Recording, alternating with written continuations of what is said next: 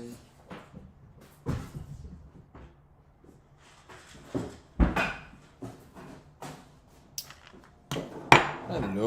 Hello everybody. YouTube and X and Twitch. I'll be with you in one moment. In the last 3 days it was a little hectic, so I'm a little behind schedule. Just gonna change this shirt because. What's up, Matt Gilligan? How you doing, everybody? Give me 30 seconds. I'm just gonna change the shirt.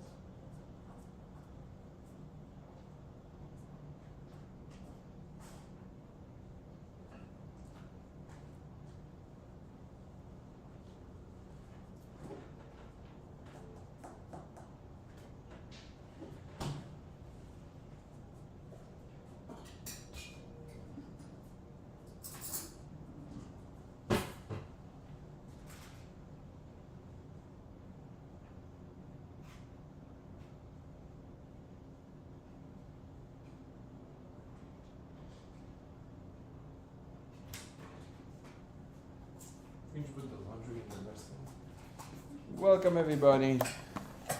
We are officially here. It's Brianna. Sorry for the slight delay. What are we, 7 minutes late?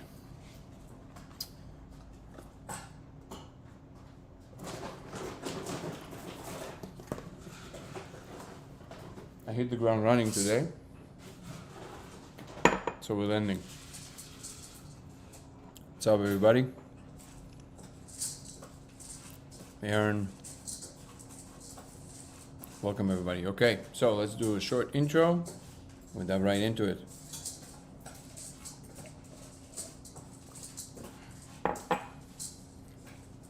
This channel, to all the newcomers, is mostly revolving around simulation hypothesis. My name is Danny, and I'm actually claiming to have found proof that we live in a simulation. I proposed an experiment a few years ago that has now been replicated over 1,000 times worldwide, and we're meeting here every single day. Is that cake? That is cake. To discuss science, religion, spirituality, philosophy, and many other fun topics. In the last 3 days, the live was a little patchy because I was traveling and it was very difficult to stream. But I'm back home. So for at least a couple of weeks, it's going to be less of an issue with that. Thank you for the likes. Hello, Linda. Pool, Dad, Brian. Okay. So I see we have a lot of newcomers today. Hopefully some of you will join us for longer.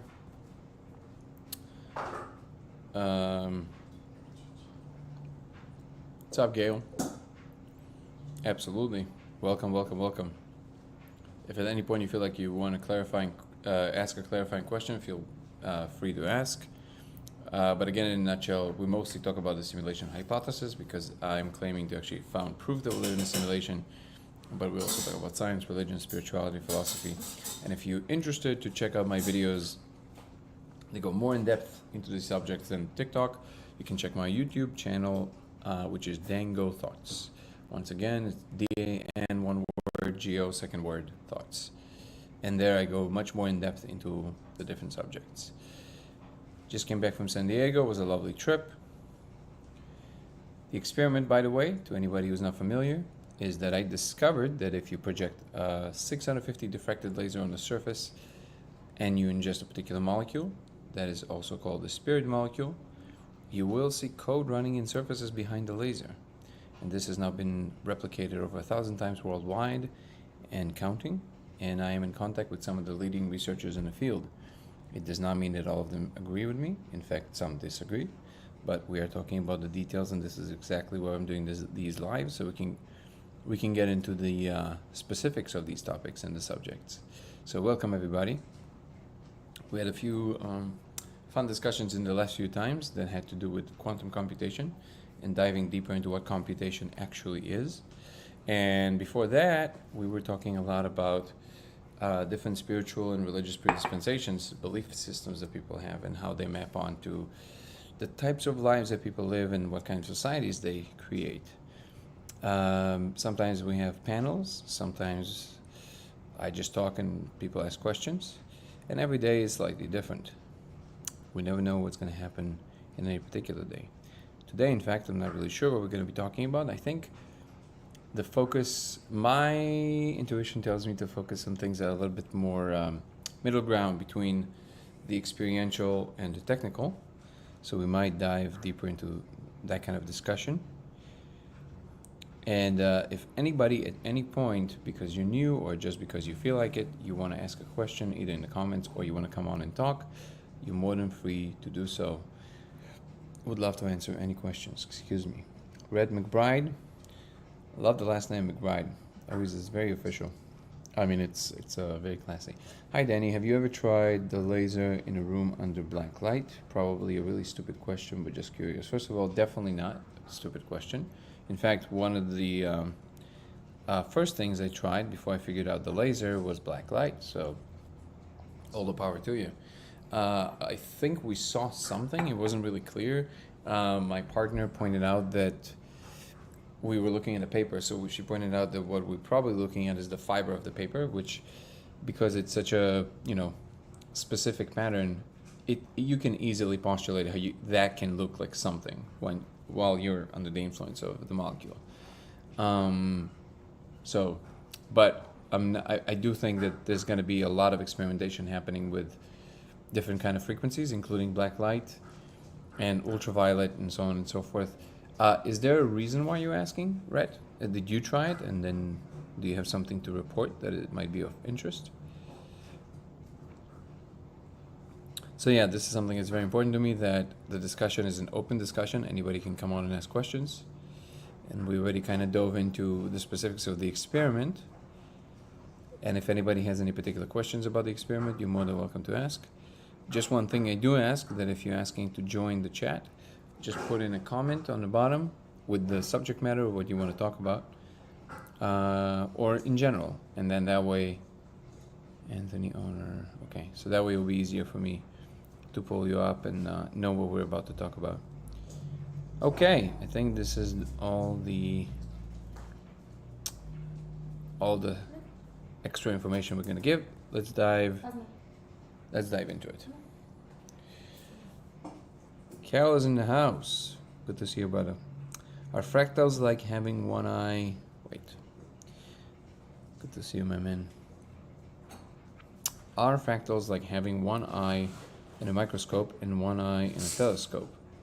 That is actually, that would be a really cool experiment to run. I'm not sure. No, I would think that fractals is something slightly different. You mean fractals, the shapes? The definition of a fractal is simply a shape that the iteration of itself on itself creates more complex structures, and then it kind of gives rise to itself inside of itself. As for looking in a microscope, the reason it's interesting you're bringing it up, because looking into the laser, into the code inside the laser, is very similar to what it feels like when you're looking through a microscope. So that is a very straightforward and a very important question. Let me see what else.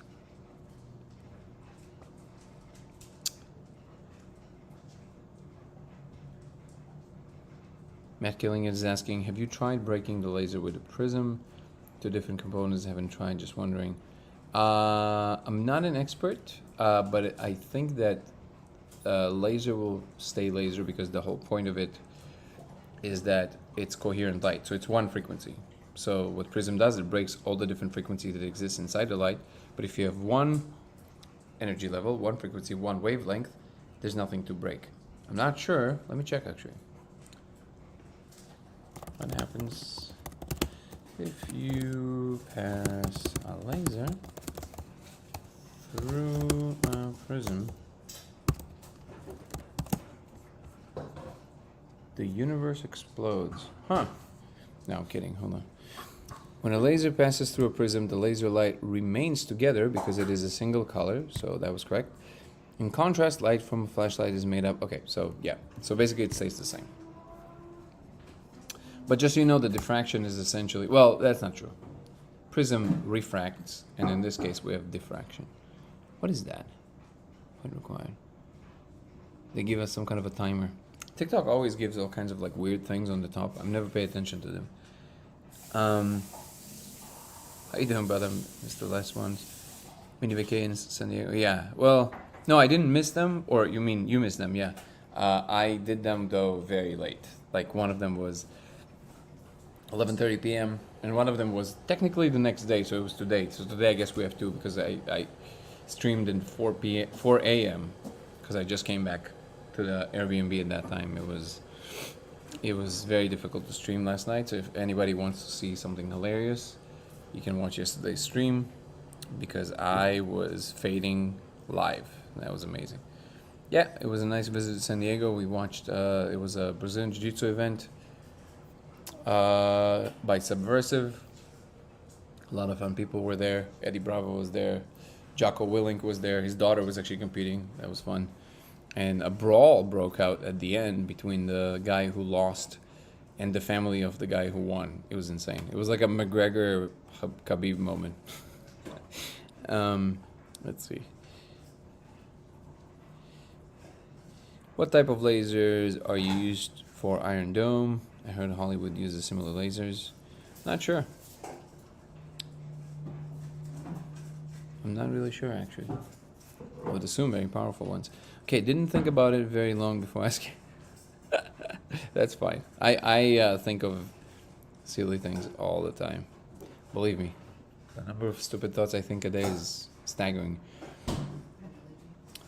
My fiance said, I believe you. Ouch, as they say. Kelly Boyle says, watch an Emily Moyer podcast, your name... Wait. Watch an Emily Moyer podcast, your name and experiment came up. Wonderful. Glad you're here. Rand is saying, no, just curious if different color ambient light maybe brought out more aspects of the code. Different frequencies do seem to produce another layer of, I guess you can call it the puzzle. The code is the code, but there's other elements there. So it's definitely the case. Bye, Gail. Good to have had you with us. Okay. You were so close to Burning Man, but it didn't go either. It is so capital. Wait, you were... I'm so confused. 1 second.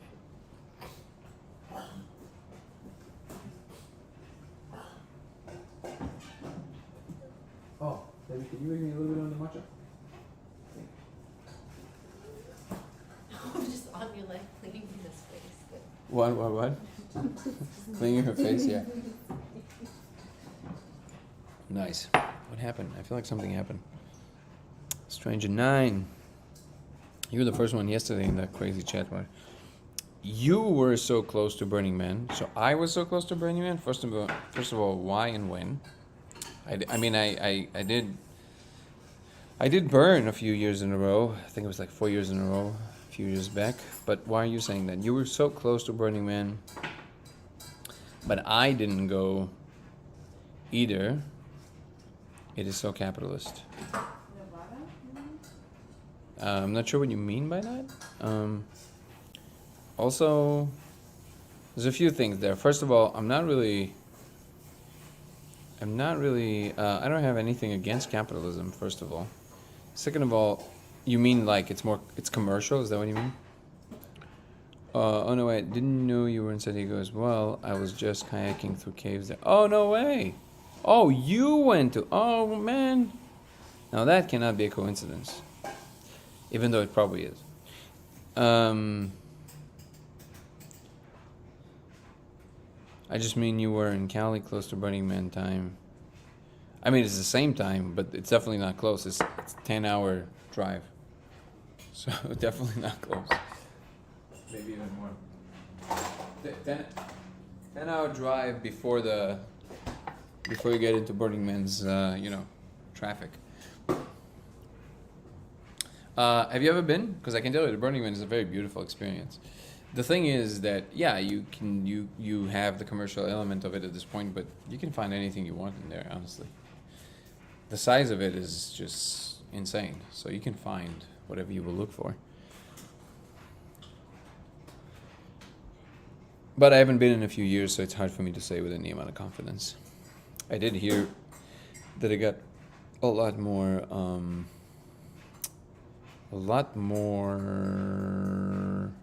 commercial for sure. Okay, gonna find my middle ground here while the coffee is kicking in.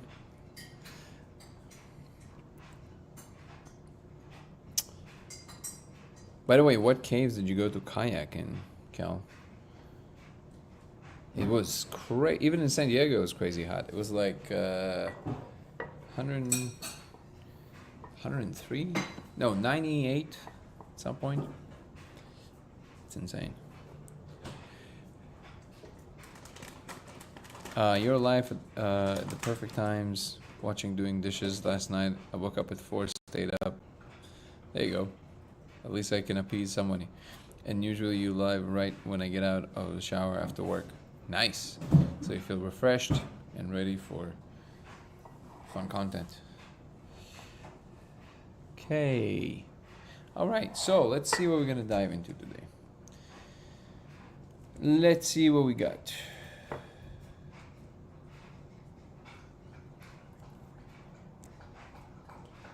Can you make sure that you're looking at the phone? Okay. In case they start going crazy. Thank you. Caves in La Jolla. Oh, so really close. It was nice to be in the ocean. Yeah, because we passed through UC San Diego, which is also in La Jolla, right? It was very close to there. Yeah, and then the event was at the Hard Rock Hotel. Okay, let's dive into some simulation talk. Why don't we? Can you explain what you are seeking to explore? I'm new here. How are you, Ocean? Thank you for the question. This channel mostly revolves around the simulation hypothesis. I'm claiming to take the hypothesis into practical matters, and I'm claiming to have found actual proof that we live in a simulation. Not a philosophical proposition, but an actual proof. I've discovered a few years ago that if you project a diffracted laser on the surface, and you ingest what is called the spirit molecule, you will see code running in surfaces. This has now been verified over 1,000 times worldwide. And we're meeting here every single day to discuss both the experiment, the implications, as well as science, religion, spirituality, philosophy, and religion, and whatever comes to mind. So that's the channel in a nutshell. The business is in the house. How are you, brother? Let's see what we got here. So I hope this explains it to some degree. Everybody are welcome to participate, both in terms of asking questions, and if you want to come on and talk, please put in a little message about the subject matter that you want to talk about, and I'll bring you up, no problem. I don't have anything against capitalism, but if it corrupts something for money, it feels gross. So I wouldn't judge so fast. I don't know if you just heard this from other people. I would highly recommend that you actually try it for yourself before you allow other people to ruin the experience for you. Burning Man still has a lot of beautiful magic in it, which is quite incredible. It is not an exaggeration to say that truly, truly nothing is quite like it. It's not really a festival. Like all the hyperbolic claims that you heard about Burning Man, just like all the negative things you heard about Burning Man, I promise you they're true. It is truly mind-blowing. Do you know how many colors lasers come in? Have you only tried red and green? Lasers come in all the colors that we can see with our visible eye. You just change the frequency slightly. And I've tried blue, green, and red. I've been priced out of. Wait, why do we have? Oh, I have settings. Manage settings. Hold on. Spam comments, potential unlike comments. Okay, I don't need this. Okay. Matt Kennedy said, I've been priced out of Burning Man. You mean too expensive? By the way, it was always very expensive. This is not new. Burning Man has been around for 40 years. For the last 20, 25 years, it was very expensive. Even if the ticket cost you, I don't know, whatever it cost you, $350, $500, going to Burning Man would cost you at least at minimum $2,500. Always, because it's just a lot of prep, a lot of things to do. But again, you know, it's an investment, it's an experience. And that's not new. That was always the case.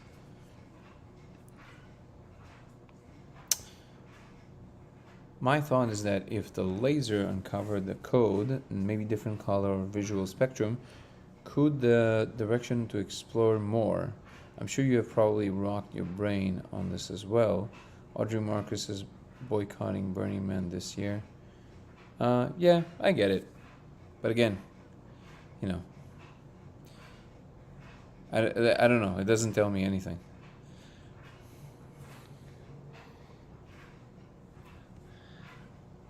Hey, Ava. He explains why on his YouTube channel.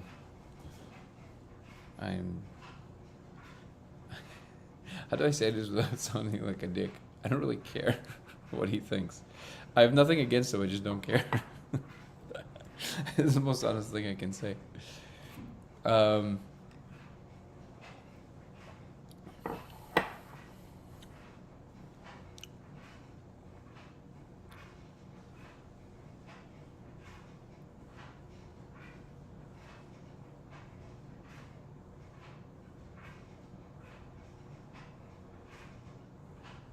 All right. Well, let's see if we can get into some specific questions about the simulation. I think my point was a little bit more, Ava. In general, people tend to, you know, kind of join these streams of thought with like, this sucks, or this sucks, or this sucks. And then when you ask people, very often these people never actually know anything about in person about the thing that they're criticizing. Tell us about humanity awakening. A better subject.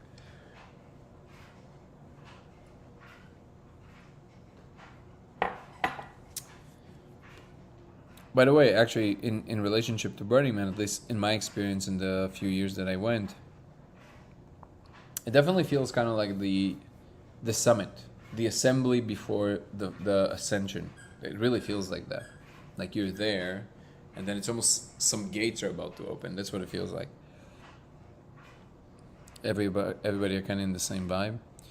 And yeah, you have like these, you know, weekend warriors and all that stuff. But again, don't forget that you have Burning Man. I think it's like almost, it's something insane. I think it's like a marathon length around the entire encampment. So it's a very big place. Audrey Marcus was attending every year for many years. Yeah, I'm aware. I just don't. I never put too much effort or stock in what other people think of it.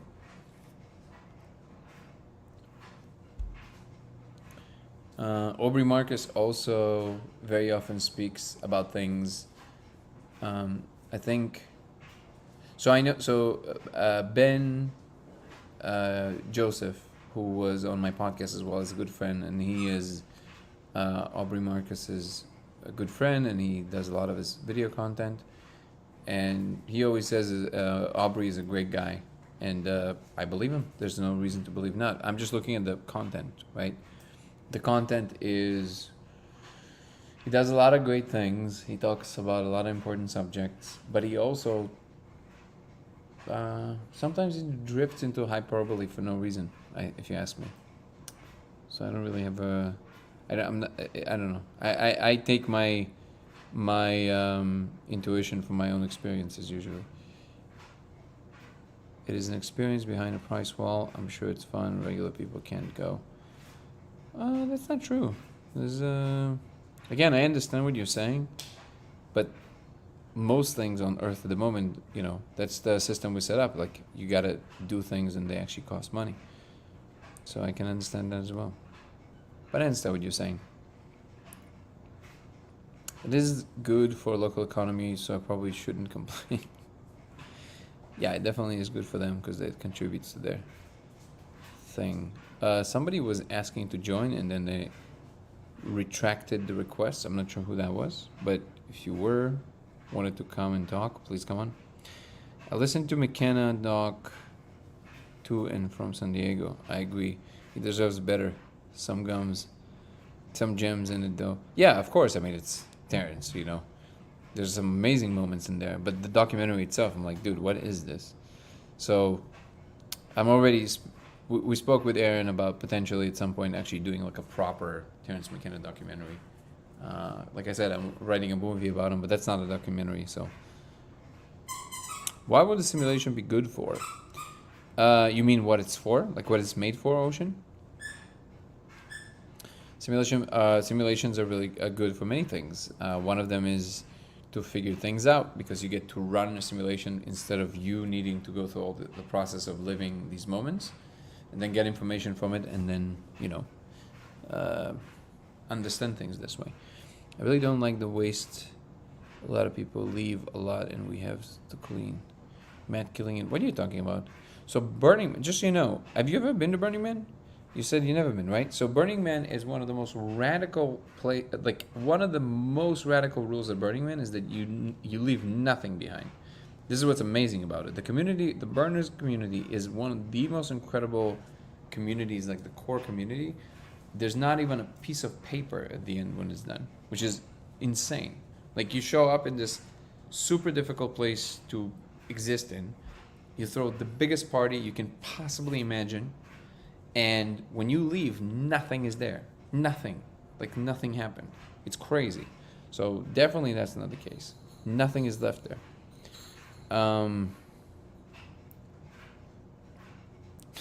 Well, you can complain. I don't mind. Just complain about real things.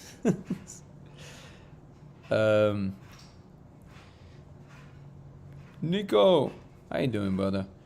Do you feel like coming on and talking today? I'll send you an invite just in case. The mask. What was the thing? Who's running the simulation? It's a tough question. I don't know, like how you want me to define them, but there's a civilization that does that. They're not running it. Well, I guess they're catering to it. You can say. Hey, buddy. How's it going, Danny? How you doing, my man? Doing well. Let me turn you up so other people at YouTube can hear you. How are you? Doing well, yeah. I wanted to kind of continue our talk tonight because I think we got kind of caught up. But I guess the idea was maybe I can provide a little bit of backstory for or context for the question. So one of the things that I've been thinking about in general is we have this weird problem in physics where we have a fragmentation in all our physics models, right? So there's quantum mechanics, which we understand really well. We've developed a really powerful mathematical framework for it. There's classical physics, which we've known for, which was developed first, and we understand very, very well. And then there's this general relativity, which actually came second after classical mechanics. And that is kind of fragmented from all of these different scales of physics that we operate on, right? Mm-hmm. And in general, and even before all of that was like in classical physics, we had thermodynamics, right? Which was, these repeatable observations that were made by physicists, so much so that they graduated into being fundamental laws of the universe, right? And even Einstein was saying, like during the quantum revolution, Einstein was saying, well, I don't know, God doesn't play dice with the universe, but what I do know is that the laws of thermodynamics will never be violated, right? So that was like really powerful kind of state for physics. And then where we are today is we have a bunch of these very powerful fragmented models of reality. Now, one of the cool things about Stephen Wolfram is Stephen Wolfram kind kind of in the 80s was developing this mathematical framework around cellular autonoma. Automata, yeah. How do you say it? Cellular automata. It is a difficult word. It's hard for me to say too. Yeah, it's a hardware automata. Automata. Yeah, yeah. If I always confuse It's it. spelled like automata. Yeah, But anyways, automata. so what essentially Which was, by the way, conjured by Wheeler originally. By was by it? Van Neumann. Sorry, not Wheeler. Yeah, so it's a very simple observation that, if you program this very simple rule on like a lattice or a grid, right? Like, if you circle one square of the grid and then you create a rule where every neighboring grid needs, fills in a pattern, or you can really define a lot of these really different rules. And what you find is that when you iterate through this rule many thousands of times, you get these very complicated geometries or patterns that are non-predictable by a mathematical theory, right? And specifically, I think there's a famous rule, I think it's rule number 31, which he found, which is like purely unpredictable. And the only way to really derive this pattern is by running the computation to get that pattern and predict what the next step is. Mm-hmm. But what Wolfram said in the end is he said that this complexity is an emergent property of a very simple set of rules deep down on the fundamental code level. But as scientists, we try to observe the final pattern and we can't come up with a mathematical framework to describe this entire pattern. Now, it reminds me of physics because, we're observing physics at both the quantum scale, then our scale, the mesoscale, and then the macro scale of our cosmos.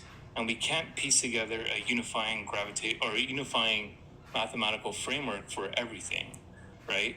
And what Wolfram says is, well, if you actually define these very simple rules deep down, you get quantum mechanics, and then you get classical mechanics, and then you get general relativity, and you get all of this stuff kind of combining. And so the computational framework has been very powerful in just kind of unifying these different frameworks by showing that the different mathematical frameworks are actually an emergent property of these very simple rules. But one of the coolest things, and I'll make my final point here, is... Oh, don't rush. Take your time. I'm just I'm all over the place because I'm like handling 50 things at once, but I'm listening to you. Take your please time. interject, and I would love to hear like your perspective on this. But Sure. One of the things that we've taken as physicists, I kind of hinted at it. We've always accepted the laws of thermodynamics as just laws, right? And the laws of thermodynamics are, first, energy cannot be created or destroyed. And secondly, the entropy of the universe will always increase, right? And this is a really interesting rule because you can define entropy in many ways. Maxwell defined it in a very specific thermodynamical system to describe the efficiency of engines, right? Well, the ability, the amount of work available to do, the amount of energy. It's not energy. The amount of, I guess, substrate available to do work, essentially. Exactly. Yeah. So it was first formulated as a very practical, like, we need to build machines and we need to find the maximum efficiency of these machines. And so we found that you can't get to maximum efficiency because of this quantity called entropy, which is, we cannot escape it, but it's this energy tax that we have to pay the universe. And then, then Boltzmann came out and, defined entropy from a more statistical mechanics point of view, and that became very powerful.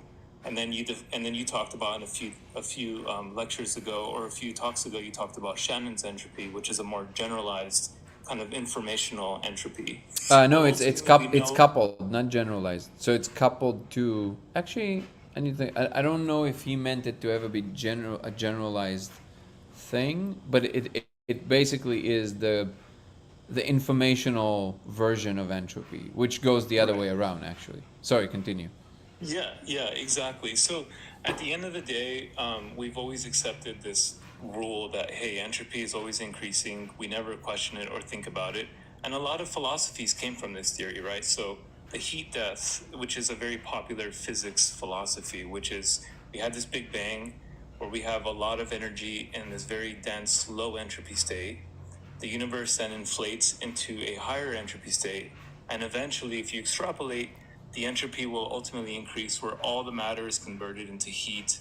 And then you get this completely dissipated universe. And then the whole thing collapses into this big crunch. And the whole thing starts all over again. I think that's a really weird, I don't like that framework, but a lot of physicists subscribe to that framework. And it comes from the laws of thermodynamics, right?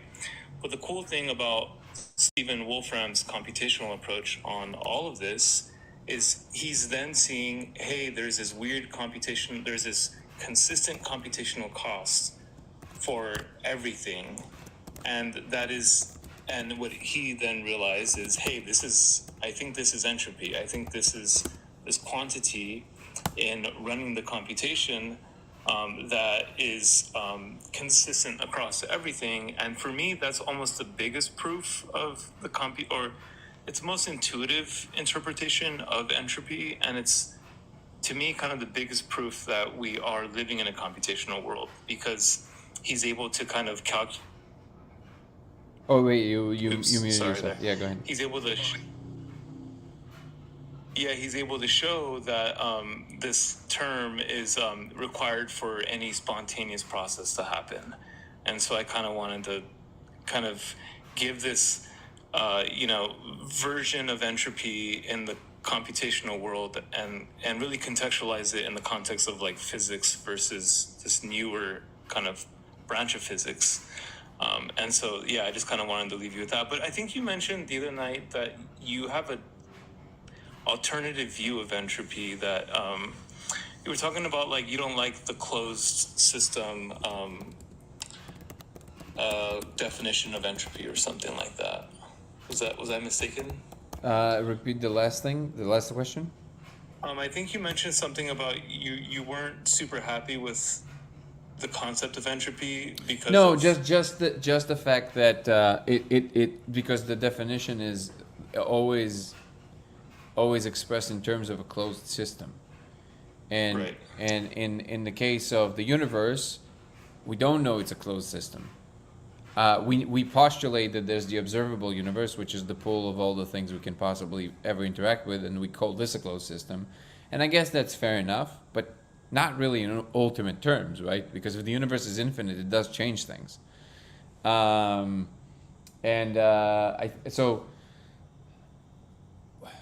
let's find one, because this is literally like you you touched on so many interesting things. Let's find one thread to follow, at least for this conversation. What would be the thing that would interest you the most in terms of breaking down just the connection between... I think the fact that the computational approach to unifying all our physics models happens so intuitively through a computational framework is, to me, the most exciting part of kind of simulation theory or the computational universe theory, is that it works very well. And it's kind of like the three body problem, right? It's like there's a lot of this emergent complexity that happens, which when you view it from the top down, it doesn't make any sense. But when you view it from the bottom up and you're computing it, it makes a ton of sense, right? It all kind of works together. So for me, the most exciting part is that the computational approach is showing a lot of momentum and traction right now in just unifying physics. Whereas I don't know if you've been following, but string theory is kind of getting shooken up right now, where a lot of these old timers are starting to kind of call each other out and do a lot of damage control on string theory. But it's a really exciting time right now for physics, and I think that this topic is really touching on that, is at the cutting edge of that revolution that's happening. Interesting. Okay, so first of all, I discovered that we have on YouTube, we have Ava, who is apparently an optical astronomy astronomer, and did optical astronomy photometry, and then worked in the patent office, just like Einstein did. So first of all, your mathematical chops must be really good, and it would be great if you weigh in on some of these points if you feel you have something of value to either straighten out or contribute. I would love to hear from you. And by the way, this was when I was a kid. Actually, my aim, funny enough, was actually going towards astrophysics and astronomy. Actually, there was, the stars was always my biggest love. So I always loved meeting astronomers and astrophysicists. So if I have to kind of intuitively interact with what you said, the first thing I would say is that these connections that people make between the informational, both entropy and physical entropy in the form of heat, and then creating some kind of like a language game in which we're talking about them interacting with one another. Ultimately, I think they're one and the same process. Obviously, we have a certain slice of reality in which it seems like they're two facets of something, but I think ultimately the deepest part of it is what really gives rise to both of them. And you can't really, for example, you can't describe a computational system without describing some physical instantiation of that computational system that by necessity produces heat. You can minimize the amount of heat it would produce, but you can't eliminate it. So there's always this coupling, right? And the reason I'm saying that is because holding that in view the whole time is very important to me, because this is where sometimes people lose the plot. And I feel like that is the thing to always pay attention to, that ultimately it's the same process. As David Deutsch always says, computation is a physical process. Computation, the abstraction itself, seems to be some kind of a real thing happening in existence, but what we call physical is the only thing that can give rise to the process of computation. And for example, you mentioned the three-body problem. The whole thing with it is that it's a chaotic system, and the definition of a chaotic system as a technical term is that it's uncomputable even in principle. In other words, even if you run the most powerful computing engine from the beginning of the universe to the end of the universe, you will still not be able to compute the exactly what the trajectory will be, right? And that is even if you account for Bremerman's limit, which is the fastest possible computation per square space per the amount of information being processed, and that is the central question, and the difference between, for example, how you treat infinities in mathematics and set theory, and how you treat things that are in the more physical space. So the difference between something that is uncomputable but still makes sense from a mathematical standpoint. There's a difference there.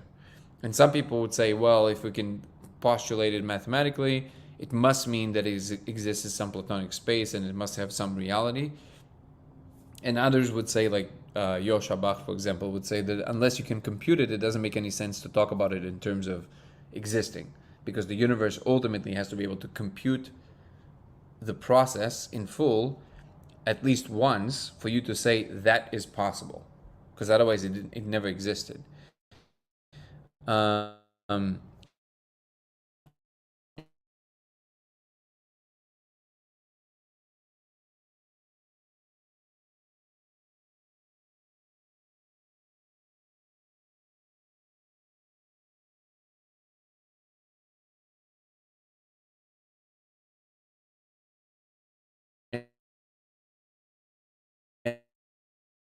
I don't even know if you meant it this way, and you always ask for from pop culture. They sometimes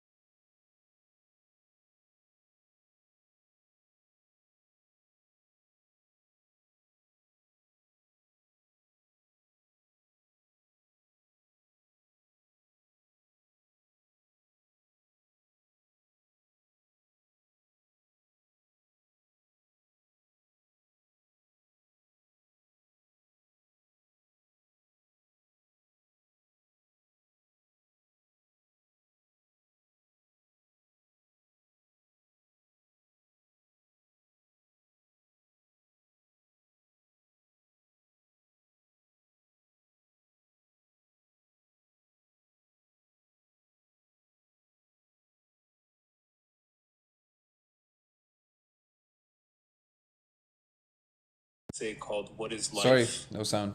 Okay, I will. After Nico makes his comment, I don't know why that happened, but after Nico makes his comment, I will recapitulate the point.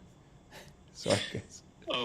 Yeah. So so Schrodinger wrote an essay called "What Is Life," where he essentially analyzed biological systems from a thermodynamic point of view, and he actually said that according to the second law, there's so much negative entropy that goes into building a cell and a collection of cells into tissues and organs and into entire organisms.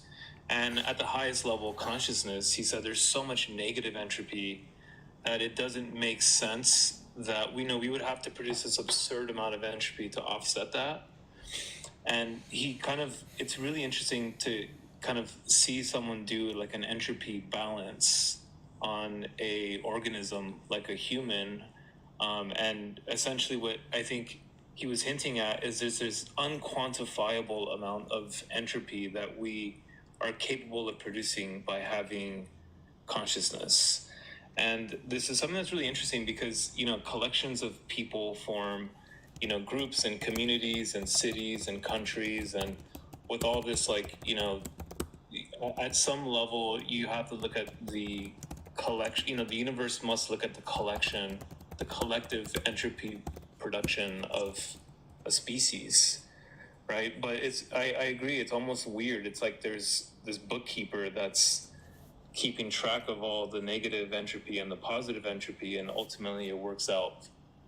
It always increases, but it's very weird that it's thermodynamically allowed because it's not immediately obvious that we are producing more entropy by having consciousness, etc. But anyways, I'll let you get back on track. No. This is super helpful. Please intervene at any point. I'm just gonna recapitulate real quick for YouTube because they said they lost my audio for a second. It is strange that it's doing that. I was just outlining the fact that, the idea that it does make sense to talk about the second law of thermodynamics in terms of it is possible that because in a closed system, because if you need certain regions regionally to create more structure that is more complex and more chaotic, but stable, like stable chaos, so to speak, and which requires more and more energy in a shorter period of time, you might need to borrow some of that order from the larger system. And this is why you see this trend of the larger system actually always having more and more disorder pervasing it, and then small regions collapse into more and more chaotic balance that is stable and requires more energy to actually keep operating. So it makes sense to talk about it in these terms. And then the comment that Nico made that you already heard, so actually Ava is asking on YouTube, what are the symptoms of the awakening, and awakening caused by psychedelic renaissance? What is being awakening? What is behind awakening happening? So she's asking, and I think that's actually a very important point. Danny was also saying, okay, that was just, let me just make sure I didn't lose too many comments before. Material world is a place for miseries, and it is also temporary. Bhava Gita, Holy Book, God, India. Okay, so let me address both these points at the same time. Much sense as anything. Thank you, Matt. By the way, Matt Killing It, I wasn't ignoring all your comments about Burning Man. I think it's just, I understand and I take all your plights. I think this is just not the biggest point of discussion that I necessarily want to take. But I take all your points. If you're saying that you live in the area and there's a lot of negative things caused by it, I accept it. I just know from experience, because I did stay after a couple of times, and I did see for a fact that nothing stays on the playa. I don't have a way to know what it feels like to live around, so I accept everything you're saying. I just no, it's not a big point of discussion for me, so I hope that you're okay with that. Okay, so let me address these points. So first of all,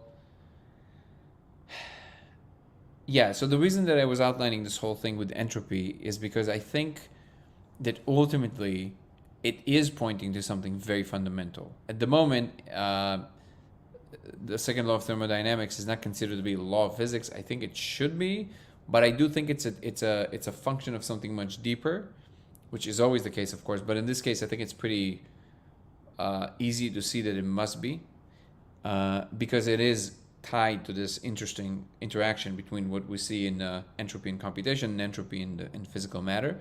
And if we do postulate that physical matter is computation by itself, it is possible that what we see as the decrease in entropy in the computational systems inside of our world is essentially what the behavior of it's like an inverted vector, right? You have the system that is buffering the space itself is moving in one direction, and then all these opposing vectors in small regions of that subspace that we call computational systems in our space, they're collapsing backwards. They kind of collapse on themselves, and then the entropy starts going down in these cases because it's optimizing for staying the most consistent over time. And the only way you can do that is by lowering entropy in that system. And you need some kind of an asymptotic function that allows it to stay that way and keeps aiming towards that asymptote versus going up, because otherwise it just becomes completely chaotic. You mean second law of infodynamics, not thermodynamics? No, in this case, I am outlining the differences between what Melvin calls the second law of infodynamics and how we treat things in the classical second law of thermodynamics. Or if you don't mind clarifying, Eva, what do you think that I'm talking about when you say I mean the second law of infodynamics? Because right now I'm just talking about the deeper function that basically allows for both of them to happen. Because Shannon's theory is already outlining this. Lev Levitin, who was on my podcast in the last episode that I posted on YouTube, was talking about this. He wrote some seminal papers on this subject in the 70s. So these ideas are not new, and I'm sure you know this. But right now I'm just talking about the fundamental thing is underneath both of these things. That must be underneath both of these things. So when we think about the universe, if we postulate the universe is already a computational system, in other words, what we call the physical space is computation, then it would make sense to me in terms of this dichotomy that I was explaining, that it's possible to think of borrowing negative entropy from the regions of space that don't require it, quote unquote. Like they become more chaotic because they can, and the structure still maintains its integrity as a whole. But in small regions that require this more focused attention of a certain region to maintain itself stable and chaotic at the same time. In other words, so like the human brain, for example, right? So it's like a chaotic system that is stable, right? So, and we can describe it in terms of chaos theory, in terms of actual what is the stability in accordance to weird attractors. But I'm just making a simple point. If you're borrowing a lack of, like, if you're borrowing order from here and by necessity causing more disorder in this region, but you're borrowing and using it to make something here that is more concrete and coherent, then that is the same function that I would say, that function, I would say, is giving us a hint about something more fundamental that is operating behind the scenery that is part of this ultimate computation that computes the universe. Does that make sense, or am I confusing you here? You misspoke some minutes ago, never mind. You said second law of thermodynamics is not law of physics, but you meant infodynamics. No, the second law of thermodynamics is also not a law of physics, by the way. It is not considered to be one. It is a regularity. So it's not one of the fundamental laws, no. The only four fundamental laws that we know is the laws, right. So if you, okay, let's make a distinction. So if we're talking about a law of physics, it's a regularity that is so unmovable that it's based on some axiomatic observation that simply cannot be determined by anything else. And you have the four laws, right? The four forces that is part of these regularities, and also you have all the fine-tuning constants, right? Thermodynamics does not fall into any of these bins. It does not, at least in the way that it's treated right now in the classical physics. I would agree that it should be considered that, even though, which is the point that I'm trying to make right now, because I do think that the behavior of the second law of thermodynamics, this dissipation of entropy, the increase, of entropy, and the lowering of entropy in information systems because they have such a correlation of, the exact inverse of one another, it points to me, it's clear that it points to something a lot more fundamental at the core of reality, and that thing I would call it a law of physics. But most physicists don't consider the second law of thermodynamics as a fundamental law of physics, as far as I know. Okay, works with assumptions, statistical law.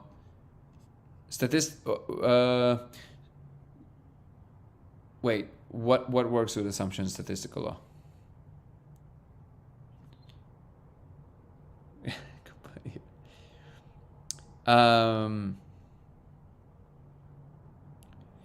Also, I want to make sure that I am actually clear, and especially because you have a lot of the technical ability to understand these things pretty deeply. Please tell me if I'm speaking in a way that is super confusing, because I want to make sure that I'm clear, and I want to clarify.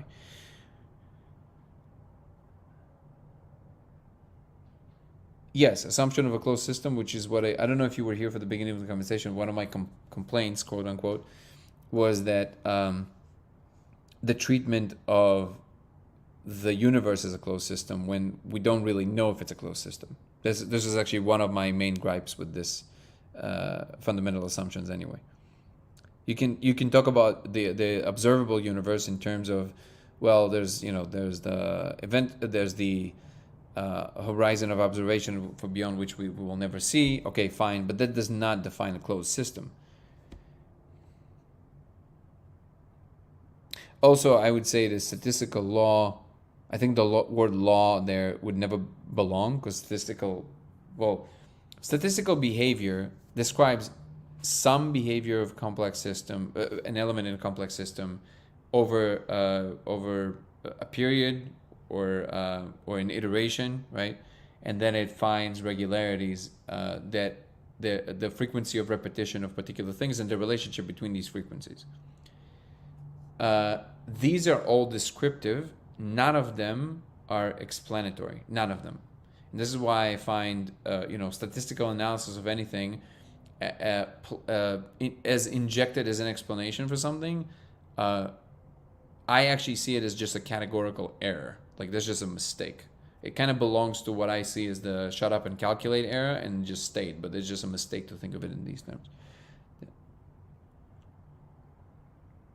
Prigogine, yeah. This is something that Charles Eisenstein was telling me about him. Well, there's a lot of ideas. Actually, I should put it on my list because I remember I wanted to read it, so thank you for that. Which book would you recommend to start with by Prigogine?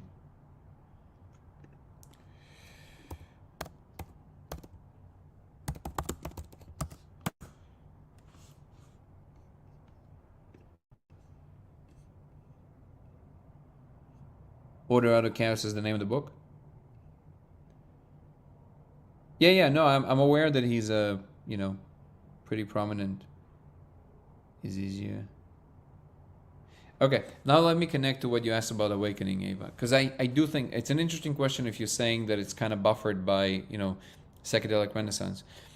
If I have to put the awakening in a technical space, which not everybody would like to do that, but if we want to play that game, I think that, well, first of all, let's start with the fact that my axiom is that consciousness is fundamental. I do think that at this point, it is the most coherent way of looking at the world.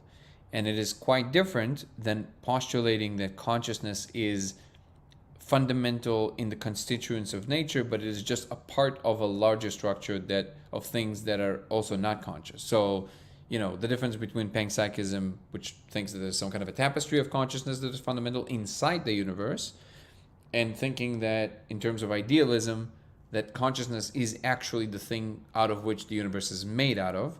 And what we call physical matter under this frame would just be regularities in the mind space that are substantial, that are regular enough for us to think of them in terms of the rigidity of them is so high that we think of them in terms of laws, like it's just how it is, or at least it's just how it is for the period of time that will ever be relevant to our existence, which is it's a reasonable way of thinking about it. So that's my assumption, first of all.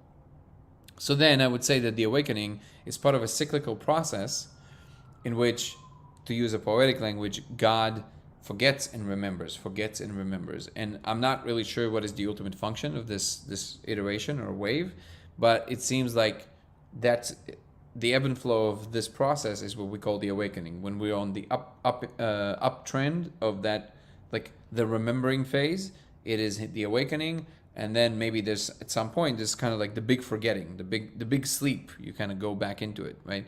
And I think right now in the upper trend, and all the beings, all the things that are the fractals of the ultimate mind, because they rise up, they are aware of more connections all at once, and it will emerge because the way that I see minds inside of the universal mind swim or navigate is through what we call stories, but they are actually structures that allow for navigation in the mind space.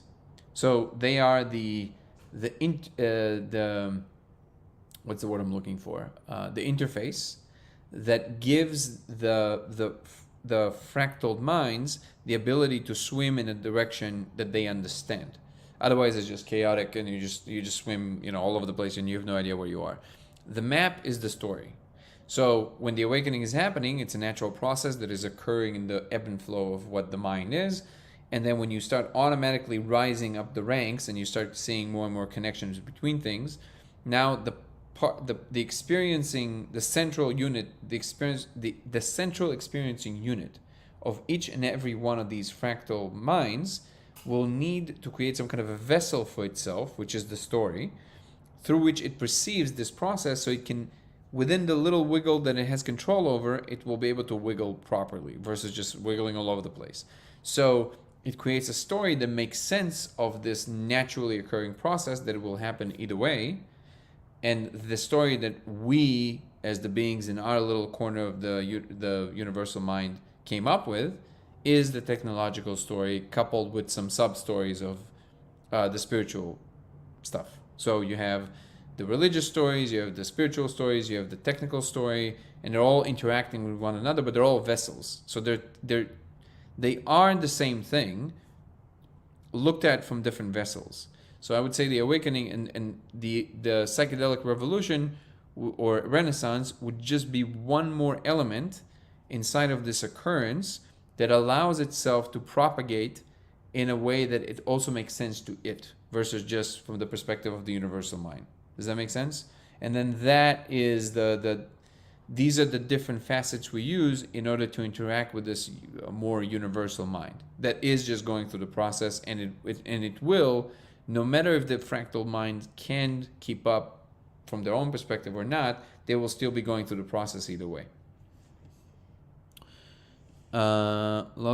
Laws, if considered as true, limits or borders which can't be broken. When broken, cannot be limits anyone.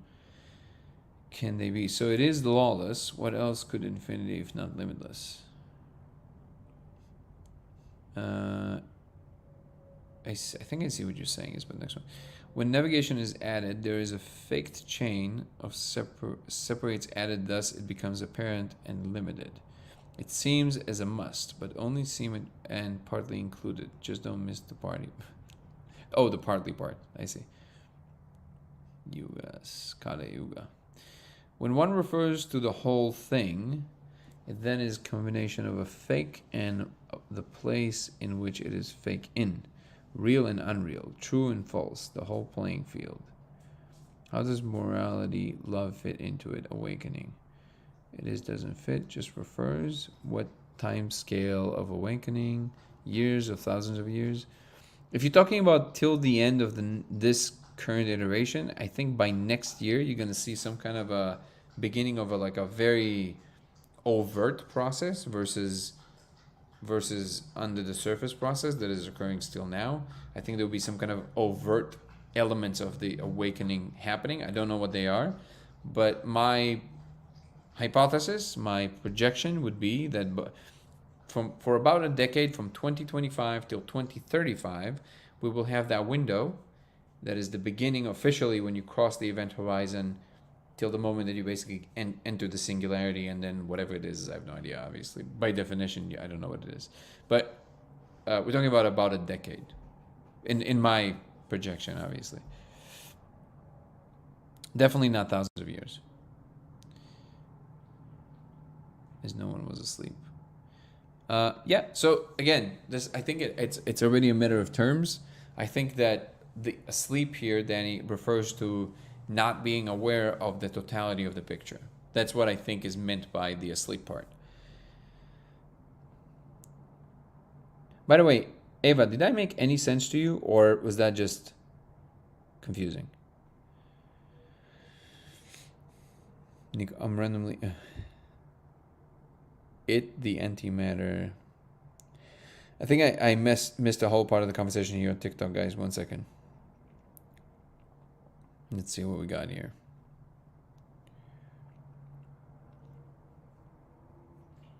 Oh, you also ask regions. You mean regions in the world? It's not about regions, it's about where your mind is. Yeah, I don't think it's geographical. I think you will find yourself closer and closer to the people that are the closest to your level of awakening. I think that's what's happening. And morality, love fit into it. I think that these terms are too crude to truly interact with. Morality is the way that I see it, is just a function of understanding what is correct in relationship to what the entire system is trying to do.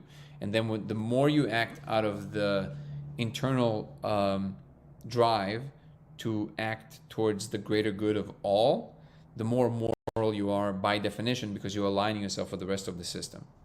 Love is a more tricky one, because love, what we mean by love is very different by many people. If you talk about universal love, the binding force of just eternal love, yes, I would say it's a ever-permeating force.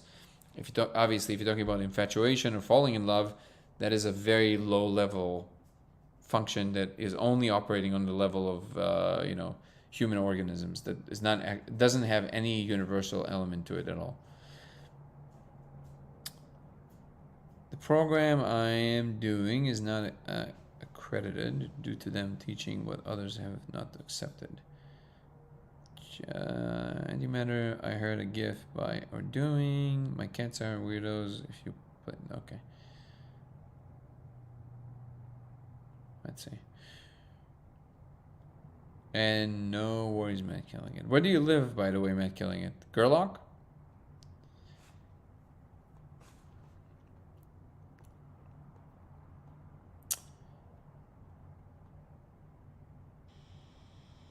I am being told. Yeah, go ahead, brother. So I have a question for you. Have Sure. you used the app called Quantum Splitter? No. Is that like a quantum randomizer? Well, it's an app where apparently someone in Geneva set up a single photon laser to shoot a photon through a quantum or through a beam splitter, and they can hit two detectors. It's a left detector or a right detector. And so what this app is, it's connected to this quantum experiment, and you ask it a question, and if it hits the left detector, it's yes, and if it's the right detector, it's no. Okay. And this is kind of like a quantum magic 8-ball, right? Yeah. However, Sean Carroll came out and said, hey, actually, this is a legit quantum measurement, and according to the many worlds theory, if you are, you as the observer actually are splitting the universe. You're splitting the universe into positives and negatives, right? So if it's yes, then there is another universe where the answer was no. And what he was actually saying, that's how quantum computers work, by the way. Yeah. So, but what's interesting is that this observer, I'm wondering if the laser experiment is a similar quantum experiment, that you're able to tap into as an observer, or I'm kind of wondering if there's an overlap between both of these types of experiments. And between which one? Between the one that you just described with the splitter and which one? And your experiment. No, I think my experiment is very different, or maybe I'm jumping the gun here, maybe, but it just feels. Well, it's definitely different, but I'm wondering if No, even if even in you're principle, like I don't. But tell me how you feel that it might be. I might be jumping the oh gun. yeah, yeah. Yeah. No, definitely in principle I think it's different, but I'm wondering that if so at the end of the day, splitting a diffracted laser, projecting a diffracted laser on the wall, I think many people would say that's a classical measurement, right? That's a classical event or experiment. Although I would maybe argue that it's quantum mechanical, and maybe you're able to tap into that in an altered state where you were not able to tap into that normally. And I'm wondering if there is some entanglement, because the whole point of the quantum splitter experiment is that you're entangled to this photon, and the outcome of it is actually very meaningful. But anyways, I was just kind of No, no, those are I'm thoughts I'm I'm from trying to someone think who's how to approach this, and also how to dissect this, because so first of all, let me just clarify a couple of things, and then tell me if okay. So what I'm getting right now, my hypothesis right now is that not just you, but something about the way I'm communicating this to people who've never done it may be a little confusing, and I think there's some misunderstanding there. So I'm gonna clarify something, and then you tell me if by the end of this clarification, if in fact there was a misunderstanding. Okay, so that's the first step. I think that what's happening with the laser is much more straightforward than people keep postulating before trying it. Because I hear a lot of people saying things like, it's they use words that are very esoteric, like you now perceive more, or I forget how you phrase it, but there's like a sense of like some kind of a like this esoteric element all of a sudden becoming present, when in reality I think the at least in the laser experiment that I'm proposing is very straightforward. Your brain is perceiving a certain slice of reality because that's how much juice it has. So like right now it has a certain amount of fuel, which is the molecule that is always in your brain, in intracranial liquid, which like I said, John Dean discovered is in comparable amounts to dopamine and serotonin in any given moment of the day. So it's a substantial amounts, it's not trace amounts. So it is buffering something substantial in your moment to moment experience. I think it's the experiential element itself, or at least the visual field itself, the translation, so to speak, between all the data points to something that is coherent. And the amount of both frames per second, the resolution, and maybe some other factors that we don't quite understand of how coherent and solid the rendering is of all the possible information that is coming to the brain, is determined by the amount of fuel you have available to you in any given moment. And then when you smoke it, you have more fuel. So now it allows you in this period of time to absorb more of what is available to experience in any given moment, relating to Wolfram's idea of the computational equivalence and computational irreducibility. Irreducibility, both referring to the fact that certain processes in the computational tree and the computational graph cannot be circumvented or shortcutted. You have to go through all the steps to know what happens by default. But in principle, there is no way to shortcut these steps. You have to live through them. You have to compute them. But what you can do is you can give more, so to speak, fuel to the fractal observer. In other words, observer in one timeline, that will then perceive more, like a wider region of the tree at once, which will by necessity allow you to see the content that is interacting on a larger volume horizon. So the bubble of how much you can perceive of reality itself, it just grows. Okay, so then in that moment you perceive the code that is always there. And what's interesting is that the laser is not conjuring it. It's, for some reason, coherent light is what's required, and also diffracted, in order to interact with it. Maybe because the diffraction interacts with the wave function as it is, or closer to what it is, before it collapses, and that it actually, or it doesn't collapse into many worlds interpretation, but before it becomes part of only your history, before it decoheres from the rest of the wave function. So you get to actually observe almost like the larger environment of all the parallel universes unfolding at once. And then when you don't have that amount of fuel, you go back to just perceiving this slice that your brain evolved to hold the normal state in. So like your brain is comfortable here with the amount of energy it has to exert at any given moment and produce all the stuff that it needs to interact with this, right? And then it might be that the next bubble over that might be relevant to some kind of an evolutionary stage, evolutionary process that you might also be going through. You will have to wait a little bit, and there's like a hiatus of nothing or chaos, and this is why it feels crazy, unless you can get to a certain stable state of awareness of this next bubble. And if you stay there long enough, the information in your brain will start attaching to it, create world models that make sense of it on a regular basis, maybe even genetically modifying how much of the molecule it buffers at any given moment naturally, so you can stay there naturally, right? So it's all basically staying stable in that state. And then maybe the evolution you're going to be going through will include the elements that include the parallel worlds as well. So like now the observer that is going through one timeline is interacting with more timelines at once. Not all of them, but more of them at once, right? So it's like a bigger observer in the many worlds sphere. Does that make sense? Yes, I now see what you're saying. That's a very cool way of explaining it. That's awesome. Yeah. So basically, it's like you have like your own level of stability here. The second you start going out of bound, it's uncomfortable because you're not evolved to stay there for long. It's like you're going underwater and you can't breathe, right? And then if you do it often enough and long enough, eventually kind of like evolution will kick in and go, wait a second, we're swimming in these waters. Maybe we need some tools. So then it will evolve some, potential tools. But there might be a thick layer between, just like in the Chladni plate, when you vibrate the sand, it has a stable structure. When you crank up the frequency, it doesn't just go to the next, immediately doesn't go to the next like more advanced, more complex structure. First, it goes into chaos for quite some time sometimes. It's like, right?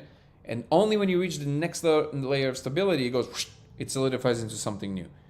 And it might be that this is exactly the process that we're going through right now and why it's also a little uncomfortable in many, many different ways. And I do think that it might also have something to do with what we call the awakening. So now we're like awakening to a larger level of complexity of what the universe is doing in its totality, basically.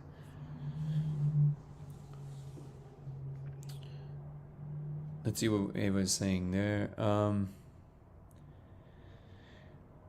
That's actually a really good point. Ava is saying, but minds are influenced by culture of people, thus regions. That is a very good point. Western trained minds versus indigenous culture, etc.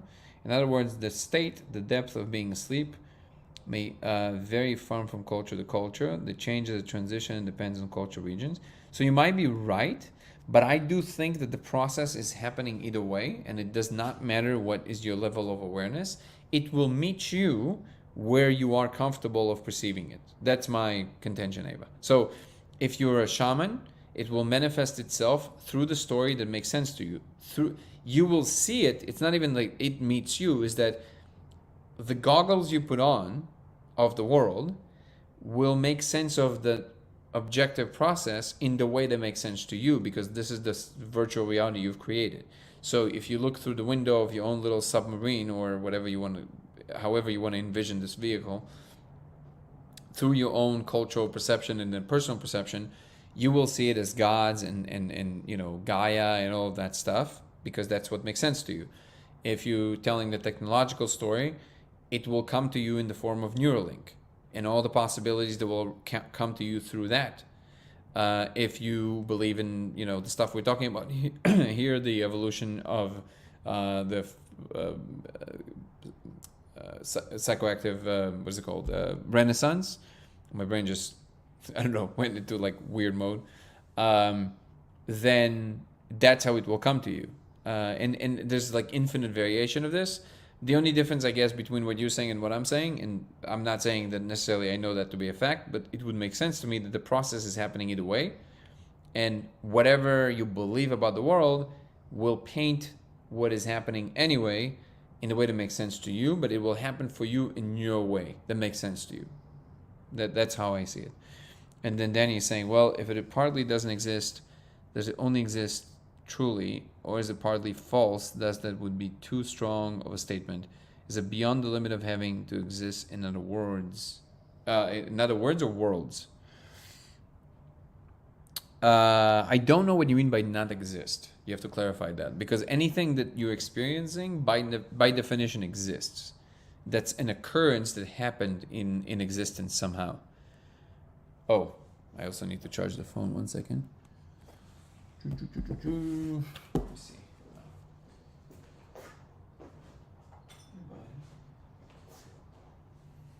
Hey.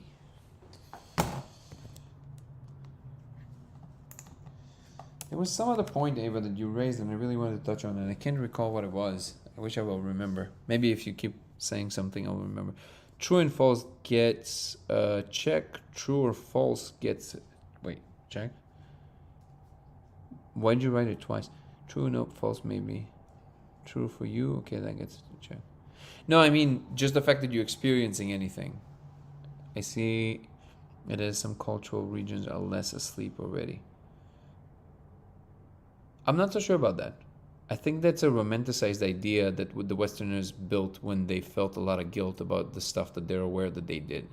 I assure you that a lot of the tribes, not all of them, are also did horrific things to one another, but they just don't have the same awareness of it being the case. Now, it is true that other tribes did reach more humane states, but I would submit to you that that is also the case for many Western places. This idea that West means bad, I think, is a confused one. I don't think that's true at all. I'm not sure if that's what you're saying, but I think it's just a matter of the awareness versus the what kind of actions this awareness invokes. Very often, people who, become more gentle, they kind of like connect more to people. All the stuff you would associate with awakening. They're very intolerant to any other kind of way of thinking. I think the only way to truly awaken to something universal is to stop judging anything that is not like yours and just accepting all of it, including all the stuff that you would think of in terms of like negative things, right? Became atheistic, materialistic. Again, there's fundamentally there is no real difference, I think, ultimately. I don't think there's a preference. So like it will literally emerge in the way that it makes sense to you. And the idea that there is a correct way is by definition the dual thinking that is actually permeating the issue that we're describing. And refers to simulation. Thank you so much for the gifts, by the way. I appreciate that. I am so intolerant that I am fully tolerant. Yeah, which is funny because a lot of people are the opposite. They're so tolerant that they tolerate intolerance. Versus Hinduism, for instance, spirituality. Well, at least Look, Ava, I'm not sure if are you a practitioner of any kind, of meditation of any kind? As I'm sure you heard me speak about before, I am a Vipassana practitioner. I've done a few retreats. I meditate every day. At least in these traditions that are close to what the Buddha really taught, there is no emphasis on anything versus any other thing. And in fact, any conversation that lasts more than 5 seconds about these kind of things is considered to be definitely moving away from the path. So this talking about it doesn't make any sense under the teaching of the Buddha. The only thing that makes sense is practice. Just practice presence. That's it. That's the only thing that makes sense. Psychic and intuitive people can get yes, no, and whatever comments you give it. I'm not sure what you meant by that, but okay. Thank you, Just JJ, for all the gifts. I appreciate you. Must go to bed. Enjoy finding you in this. Thank you so much, and I hope you'll join us more. And you can also find my YouTube channel, Dango Thoughts. You can also follow the link tree in my page up here because the videos there are longer and I get deeper into these subjects. So you guys can follow me on there. And on X, Goler Danny. That's the other channel. But YouTube is really the main thing where the longer conversations happen. I'm online once again. Faithful being 100. Glad to see you. Have I broke the matrix yet? I don't think you can. I think that is the world. Path, everyone has a different path leading to the same destination. Exactly. It's not even like we're there. Like it's not even a destination, I think. But I agree with that in spirit. Let me go back because there's so many comments here that I probably missed. Feel free to repost your comments on TikTok, guys, because I can't go all the way back. I think there's quite a bit. Some have it installed in eyes. Okay, it's just... Oh, okay. And... Thank you for the likes. If you're bipolar or depressed, level so manic, taking the person off meds, there's up. Okay. A lot of these words I can't really read because sometimes they flag the chat about that. We may have evolved to not see it since we have enzymes to remove the molecule. What you guys... so Cal, it's not quite true because they used to think that it just that enzyme, yeah. I think the reason enzyme removes it so quickly is because it needs to be buffered really, really fast. But we do know that in any given moment you have as much as dopamine and serotonin in your intracranial liquid, which means that the brain makes sure that there's enough of it around. More you goes through the opening of the gland. Quick. Oh, you're leaving, Cal? Oh man, that's depressing. Glad to have you here.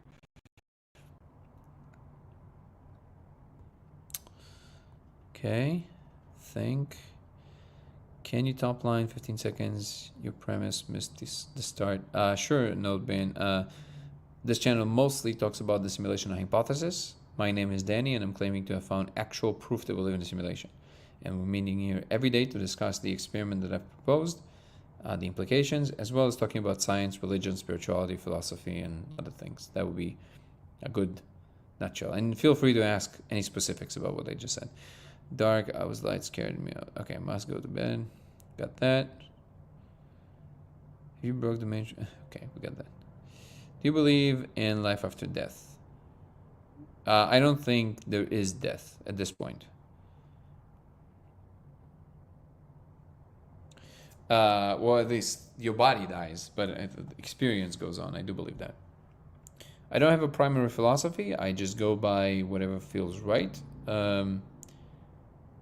And thank you, Martha. You say I'm brave. I'm not sure why you're saying that, but primary philosophy in what department? You mean about life in general? I think we live in a computational environment. The world is computational at bottom. There are many, many other species around us. They're about to tell us about that. And when we discovered computation, we discovered the function of these higher hyperspace. And this is why computation allows us to do more complex things than just playing with physical matter. But it is not a philosophy. When you ask me what is my philosophy, to me it means what is the frame through which you perceive that one particular thing. If you're asking about life, it's too broad. But if you ask me about something in particular, I'll be able to answer with much clarity. In general, I'm coming from a more idealistic perspective in which the mind is existence. It is fundamental. My husband passed away in December, so what do you think happened to him? First of all, I'm really sorry for your loss. This must be very difficult. Not sure. I think that I can't know for sure. All I know is that it seems to be clear that the informational pattern remains, so it moves on. I don't know if it moves on in this kind of experience. Some people believe that. I don't know. I do know that something much bigger is happening than just this life. That I know for sure at this point. Just what moves your thoughts to the next one, the one that follows to you naturally. Idealism. Your background programming that influences your thoughts to make simple. I see what you're saying. I'm very neutral. If that makes any sense. Like I'm not tied to any proposition at all. Like I can change my mind right now, if the right information comes along. Read the Holy 12. Jesus was real, but it's all about our energy and frequency. Maybe. We are creating simulations, we believe. Yes and no. Yes to some extent, and no. And I know this because you can't walk through walls. Ink Drinker. How do you feel answering all these questions? Yeah, that's what I'm here for. I enjoy this. I like interacting with people and see what people care about and feel and believe. It's interesting to me. Let's see what we have on YouTube and also maybe Twitch and X. We'll see who's with us.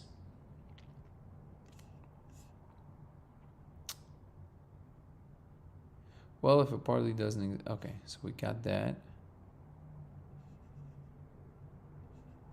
Western world, okay, we read that as well. Sorry, I'm trying to catch up.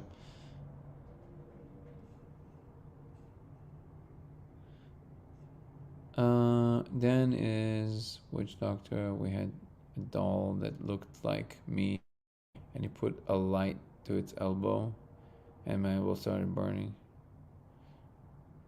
Are you talking about me? Yeah, that's definitely never happened. If you let yourself have too much of a bias, you get bias, unless your bias is being unbiased. That's funny. I got your email to the other console experiencer. I found, by the way, Hope reached out soon. Absolutely. Cool guy. Wait. Oh, okay. Yeah. Wait, he emailed me? Oh, wait. I just realized that it was you, Cool Guy 42, with the saying I'm a witch doctor. In that case, yes, definitely happened.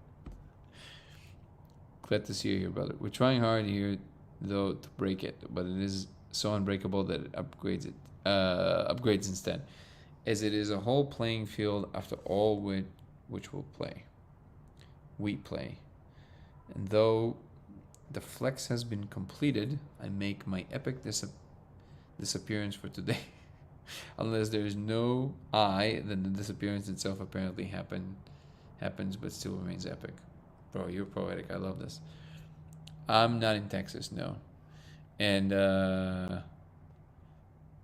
somebody asked me before where I'm from. I am from Russia originally, but I live in the U.S. How do you? Okay.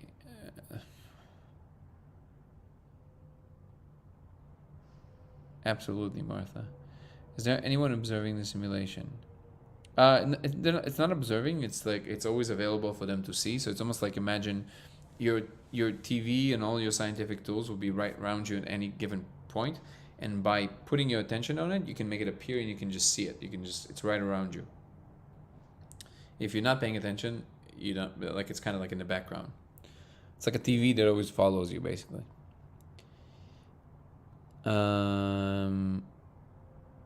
So I hope this helps.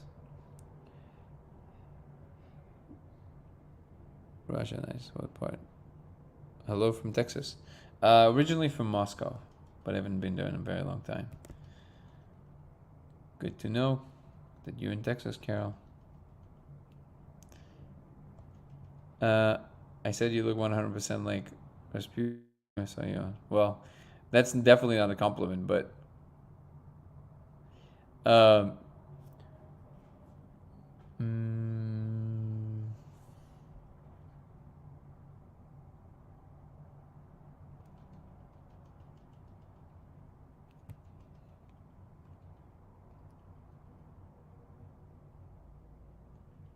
York.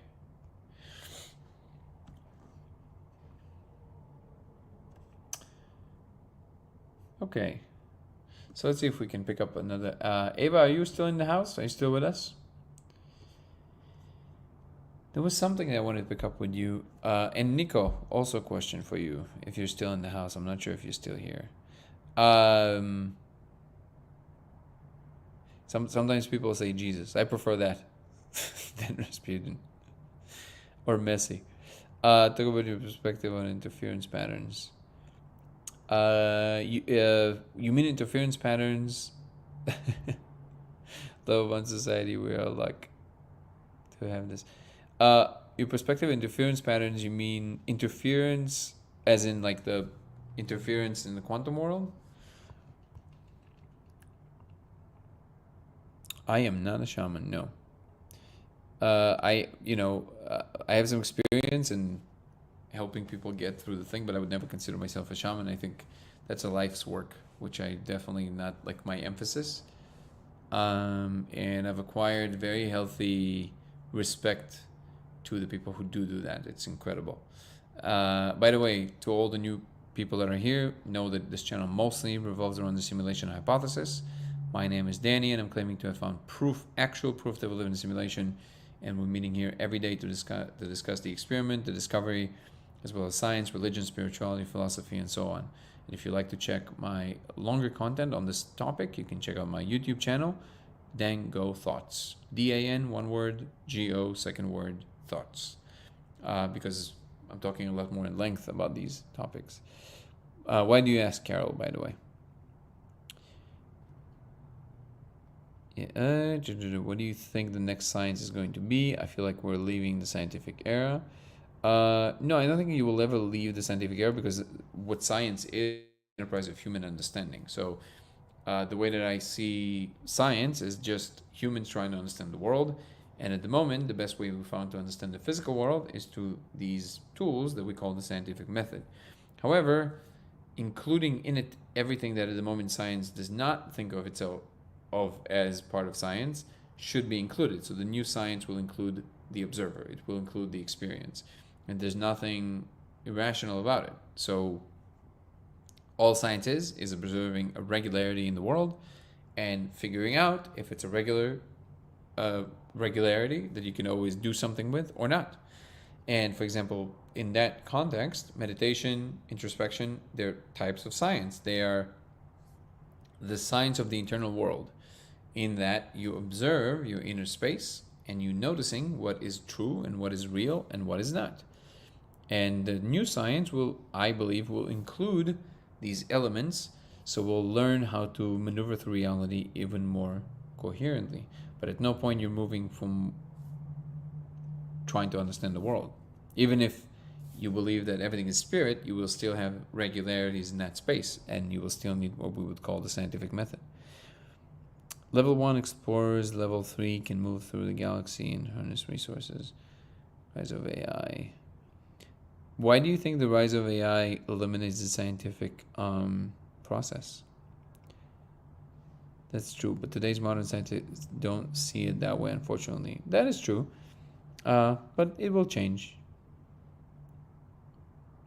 Good night. Good night, Karaoke. Good to see you here. I'm glad you were here, and good night. I am Russian. Yes, Andy. Good catch.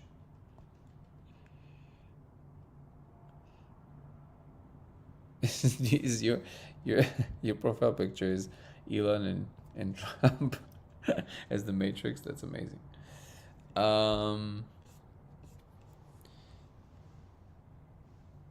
Your words about awakening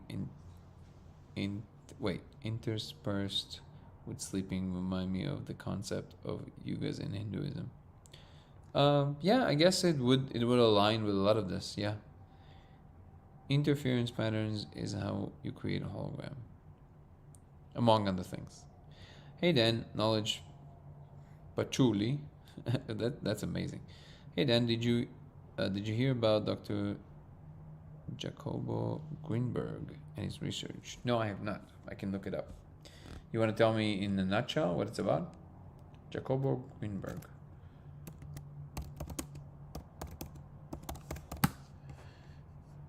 No, he looks like Rasputin. Let's see.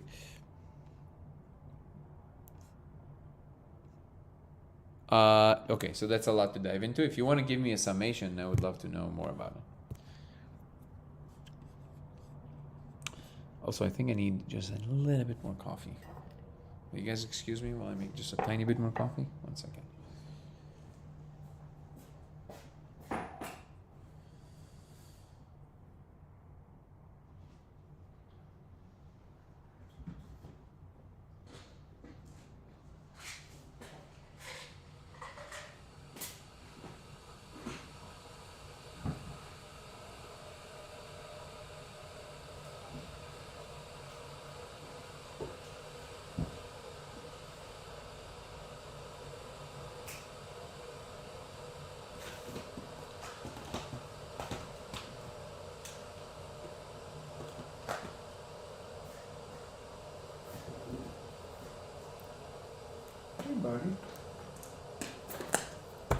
some water? I'll give you some water. Be right back, guys. There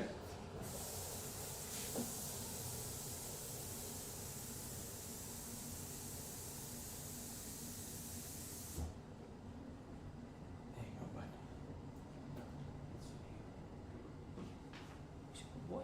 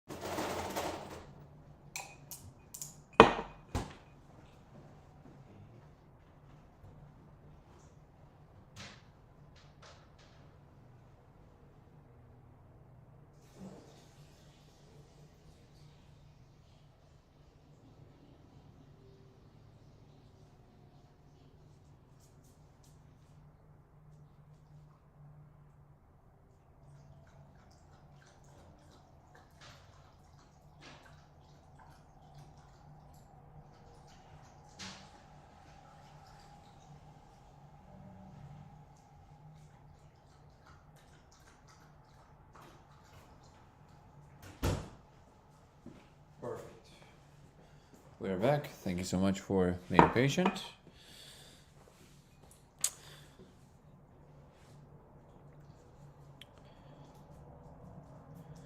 Why the focus on altering the code itself, like with magnets, when it seems that seems the alteration of us is what seeing it in the first place hinges on. I'm not sure that's the case with the molecule to demonstrate it is real. So I don't think you're changing yourself with the molecule. It's a good point, but I don't think you're changing yourself with the molecule. I think you're allowing yourself for a perception of more of what's available to see is there.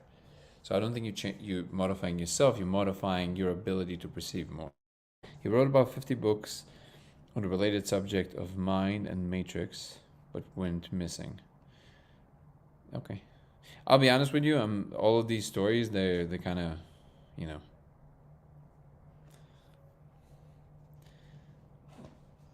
it is what it is. We are where we are. And I'm going to keep talking about it. It would be interesting to ask Melvin Bobson about order out of chaos concepts of Brigogine. Okay, yeah, I'm definitely going to read more Brigogine. I'm so happy that you brought it up. Have you watched my conversation with Charles Eisenstein, Eva? I'm out as there is no way to stay without respecting one's private preferences and biases, even though they don't necessarily exist. Wait, I don't understand that comment, Danny. Brigogine did not talk about informatics, but did talk about order structures. So 2 questions, Eva. First of all, you've seen it. Okay. Do you know Charles, by the way? It sounds like you would be someone who knows Charles. Also, I would love to ask you, what did you do when you actually did the work? Did you work like around here in somewhere in LA, around Pasadena? Did you like in one of the observatories, or where did you actually work? I'm always fascinated by this. Sure, agreed, but same question. Altering the side of things with magnets versus perception seems like different sides, no? No, I think they're one and the same. I think that you can alter your ability to perceive what's there, and your best bet is to try and change something in the external environment to see if you can see a coherent change to establish that another layer of confidence that it's actually there. And it will also show you some relationship between what consciousness might be and what we call the physical world. I'm his fan. Poland, binary stars. Amazing. What is it with Polish people? They're all so smart. I have another Polish friend, she's like a double PhD. It's crazy. I think it's just your educational system is pretty strict. Is that what it is?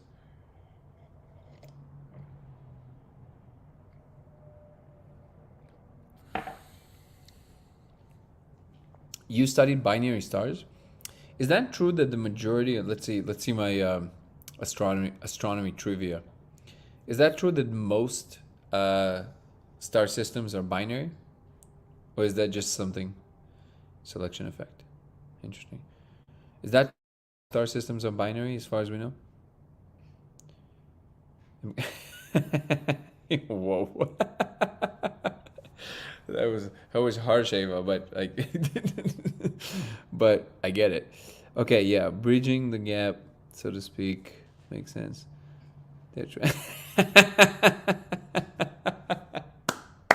Okay, we're gonna get canceled on TikTok if I repeat any of this. If you guys want, you can go to YouTube to then go thoughts to watch these comments. They're lovely.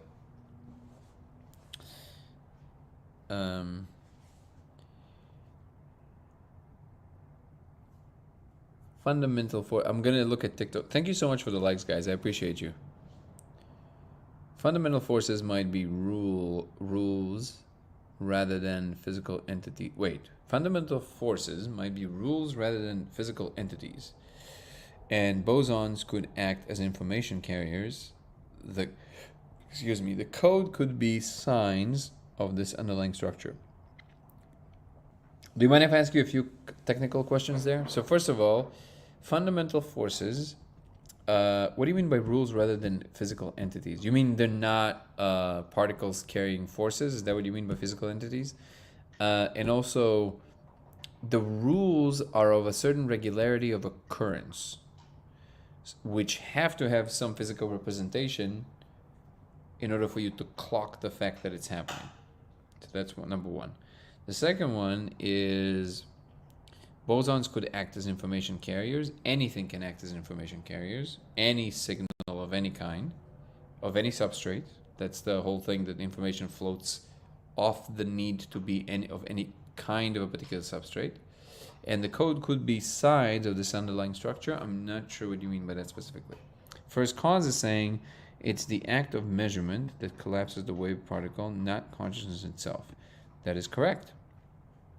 But considering the fact that we don't really know what consciousness is, it still is under the same question mark. And first cause, you are correct that the original experiment of the double slit experiment does not automatically mean that consciousness collapses it. I agree with that. However, some versions of it that were designed to check if conscious beings can in fact influence it came up with some interesting results. You might want to look at Dean Radin's results of the double slit experiment. You can YouTube that's funny. You can YouTube Dean Radin, DeAnRadin, and then the double slit experiment. Let me write it for you if you're not familiar. And then the double slit experiment. There's some interesting results there.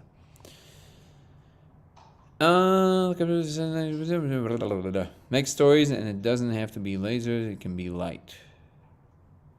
It does not work with light, no. It doesn't even work with a laser pointer. It has to be diffracted laser, so very specific. I'm looking forward to it. It looks cool, but keep it gangster always. What kind of dog do you have, Danny? I have a Husky and I have a Shiba Inu Lab mix. You're dying while taking the bark. What? Have you ever heard of Grandmaster Wolf? No, but I want to. Tell me more about it.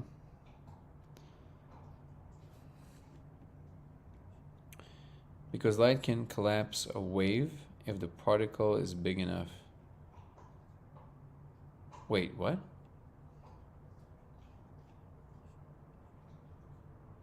You mentioned, what do you mean by that first cause? Light can collapse a wave if the particle is big enough. What particle is big enough? Okay, but what? I'm not sure what you, like, truly I'm trying to understand. What do you mean by all this? Did you understand what I was saying?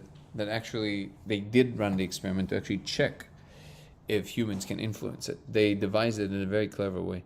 You mentioned some lady who was able to see the structure in a laser without the molecule. Who was that? Ireless was one of them, the singer that I was talking about, and which, by the way, again, highly recommend you follow her on Spotify. Amazing creation. And some other random woman that you wouldn't know. So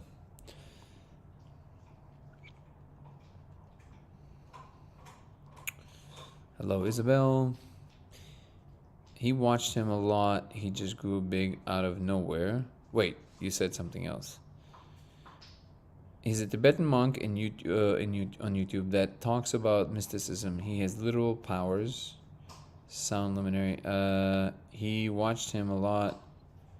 I think you mean you watched him a lot. He just grew big out of nowhere, but he talks about and demonstrates the mind, effective computers, and measurements. Interesting.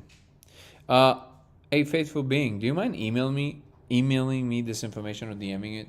So you can email me to lasersimulationx@gmail.com. Lasersimulationx@gmail.com. Once again, everybody, you should also check out my YouTube channel, Dango Thoughts. There's videos there that talk about these things more at length. I have to plug that in so I'm more coherent for all of you for next time. And by the way, we're not jumping off yet. I'm just making sure that something I'm saying. Oh, you can also follow me on X, which is Goler Danny. I'm going to start putting more content there now. Ava, question. You didn't answer my question. I know it sounds maybe like a arbitrary question, but I really am interested in that. Are most star systems binary, as far as we know? Forces as rules means they're algorithms dictating behavior, not physical entities like particles. I also mentioned bosons because it's responsible for forces, not matter.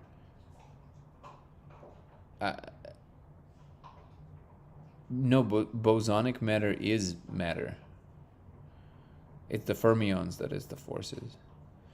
Thank you. Wait, am I confusing it? No, bosonic matter is matter. Thank you. What does this tell us? What do they do that we don't meditate? Who is they? Oh, I think they're more sensitive. I think they're more open to it, yeah. I thought it was just an analogy. To what? Ava. This suggests that they are actual game rules rather than graphics. Right, but then you're postulating some substrate running the information on which these rules are instantiated. And then you have to describe, if you want to talk about it in concrete terms, you have to describe what is that substrate, how the information propagates. Is it also in electrically? Is it by some other force? In what way? And not really seeing microscopically, like gut feeling, no. I am an intolerant made today, blunt as a jerk and sharp as a knife, hungry to get into the territory, but is conscious that that is not the goal here. Why don't to have sword fight and fear? Yeah, cool guy 42. I think it has something to do with them being women, actually. Microscope analogy. Wait. Boom! 85% of star systems are binary per Google, but we have an expert here, so.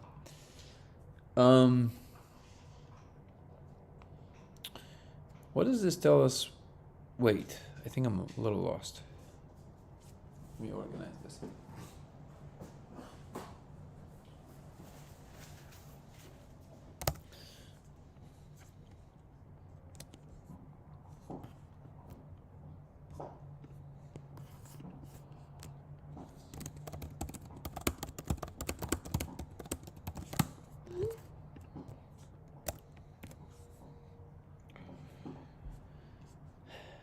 By the way, Danny, I had some fun with some Hungarian friends in the last couple of days. Do you know the Zoltan Batory from the Five Finger Death Punch? Are you familiar with him?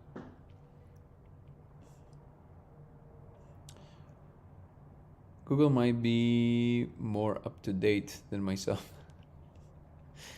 Maybe. There's some mysterious these women. They're so mysterious, these women. Some see it without. Some can't see it with. They're hard to figure out. Yeah, Zoltan, exactly. You know him? No, fermions are actually electrons, protons, etc. Wait. I think.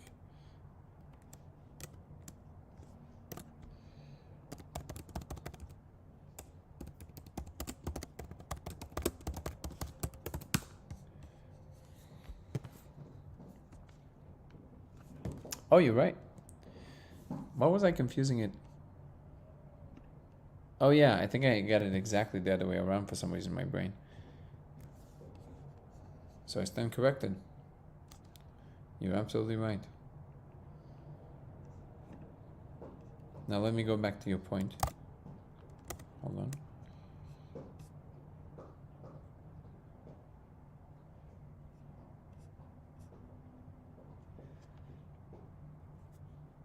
But do you understand? Okay, but Akak, do you understand my point about you? You have to talk about the substrate in terms of how it's inculcating the rules. Like, what is the thing that sends the signal? What is the medium, and what is receiving and processing the signal? That's a truly interesting and open question. In terms of thinking of it in terms of bosons and fermions. Excuse me. Said Eddie without googling. Hungarian, aren't we all mysterious? Good catch, Omayok. Aren't we all mysterious? Peace out to the guy with knives and wishing bad. What? Hello from Minnesota. What do you live about? Hi, Mara. This live is mostly revolving around the simulation hypothesis. My name is Danny, and I'm claiming to have found actual proof that we live in a simulation. And we meet here every day to discuss the experiment that I've suggested and the discovery and the implications, as well as we talk about science, spirituality, religion, philosophy, and whatever comes to mind. So hopefully you'll join us. And if you want to watch more extensive content aside from my TikTok videos about this subject, you can check out my YouTube channel, which is Dango Thoughts. Absolutely. What I discovered, Mara, a few years ago is that if you project a diffracted laser on the surface and you ingest what is called the spirit molecule, you will see code running in surfaces behind the laser. And I've been vocal about this for a few years and been contacting, I'm now in contact with some of the leading researchers in the field, which is interesting. Weren't the two who couldn't see without the molecule women too? That is interesting. No, most of them were not women. Are the matrix code also binary, or is it more analog in nature? Well, binary is an analog. Well, why is my brain so... you mean not digital? That's what you mean. Yeah, you're right. The binary would be digital. My brain is like mixing up all kinds of things today. I think it's the heat. The matrix code looks more like Japanese katakana, like in the movie, mixed up with some Hebrew letters and numbers from 0 to 5. And these are just the closest things to it. But it looks like an alien language, essentially. We're getting closer to an AI singularity that would suggest we are in a simulation. There's many reasons, even without my discovery, to postulate the simulation hypothesis as more prominent than regular physical perception of reality. And this idea that the bottom world is computational is not new, and it has a lot of there's a lot of weight to it at this point. Just heard you thinking about using lasers to harm some retinas during the concert, which Zoltan would definitely do. Is that how much a mate he is? So even though I don't know him, I think he might be a cool guy. Yeah, he's a very cool guy. Numbers from 0 to 5 only. That's what it appears. So again, don't take it as the numbers. It looks kind of like. That's the closest things I can describe to you. Hard to elaborate within the limits of YouTube chat, but in a simulation, information spreads as updates in the system's code, not via physical particles. Right, the physical particles, they're just a manifestation of a deeper computational system for sure. Yeah, but don't take it as like a, it just appears that way. From interacting with the laser for a long time, these are the closest things I can tell you, that kind of there that a lot of people report.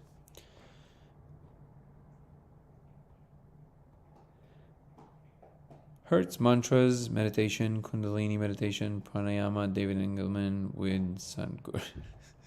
Good job. Do you think that if you meddle with this too much, the admins will come after you? The admins know I'm doing this.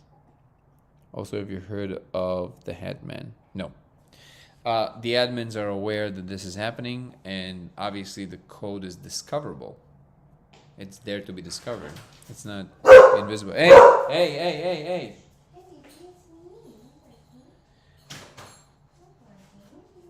No, it does not look like Sanskrit. It looks more like straight up like Japanese.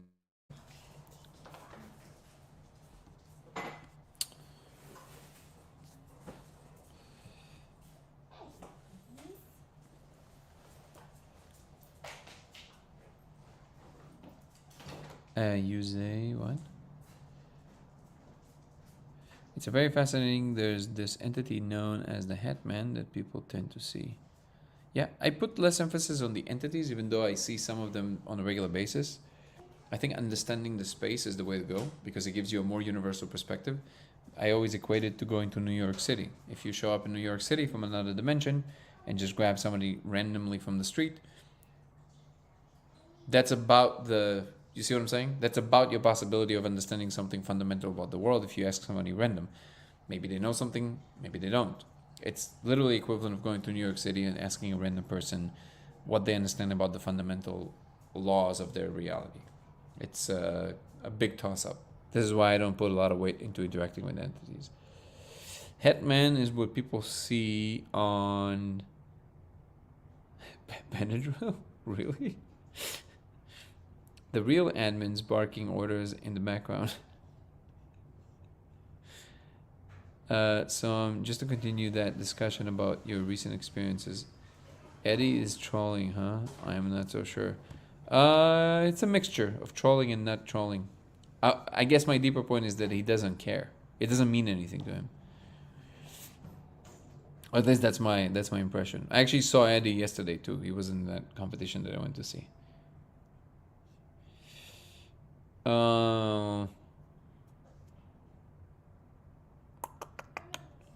Wait, what else was here?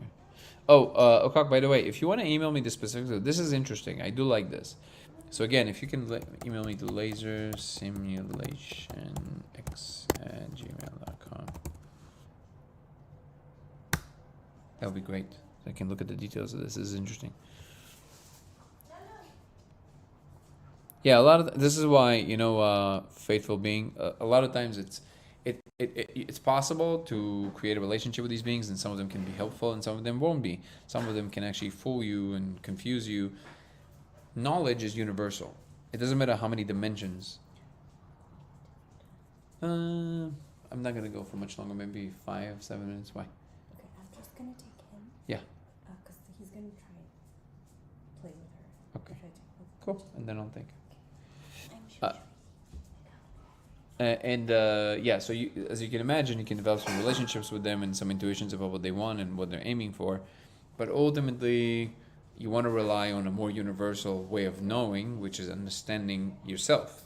What is going on? What is the space? And we're capable of that. I think we're selling ourselves short if we believe that we can't. Do you think you should learn Japanese to read what the characters are? It's not Japanese. It only kind of looks like Japanese. I have a friend who speaks Japanese, and he saw it and he said it's not Japanese, but it definitely looks a lot like it. And I don't think you can read any of this. I don't think anybody can make sense of it because there's too much of it happening. I think our best bet at the moment is to create some effect that will influence it in some way, to see if there's a regularity of departure from its natural state that we can all agree on, and then start triangulating and mapping it from there. Eventually, when we have more advanced tools, like a very advanced Neuralink, that we can utilize to record directly from the cortex and feed some kind of a chat GPT, everything we see, that will be the way to go to actually decipher the code. But until then, I think that's not a real possibility. That's the point of witchcraft, to commune with spirits. Yeah, it's a relationship. Well, the entire gamut of that world, both from what you just mentioned and other elements of it, is to interact with that world and create a relationship with it. I would agree with that. Is that something you do, by the way?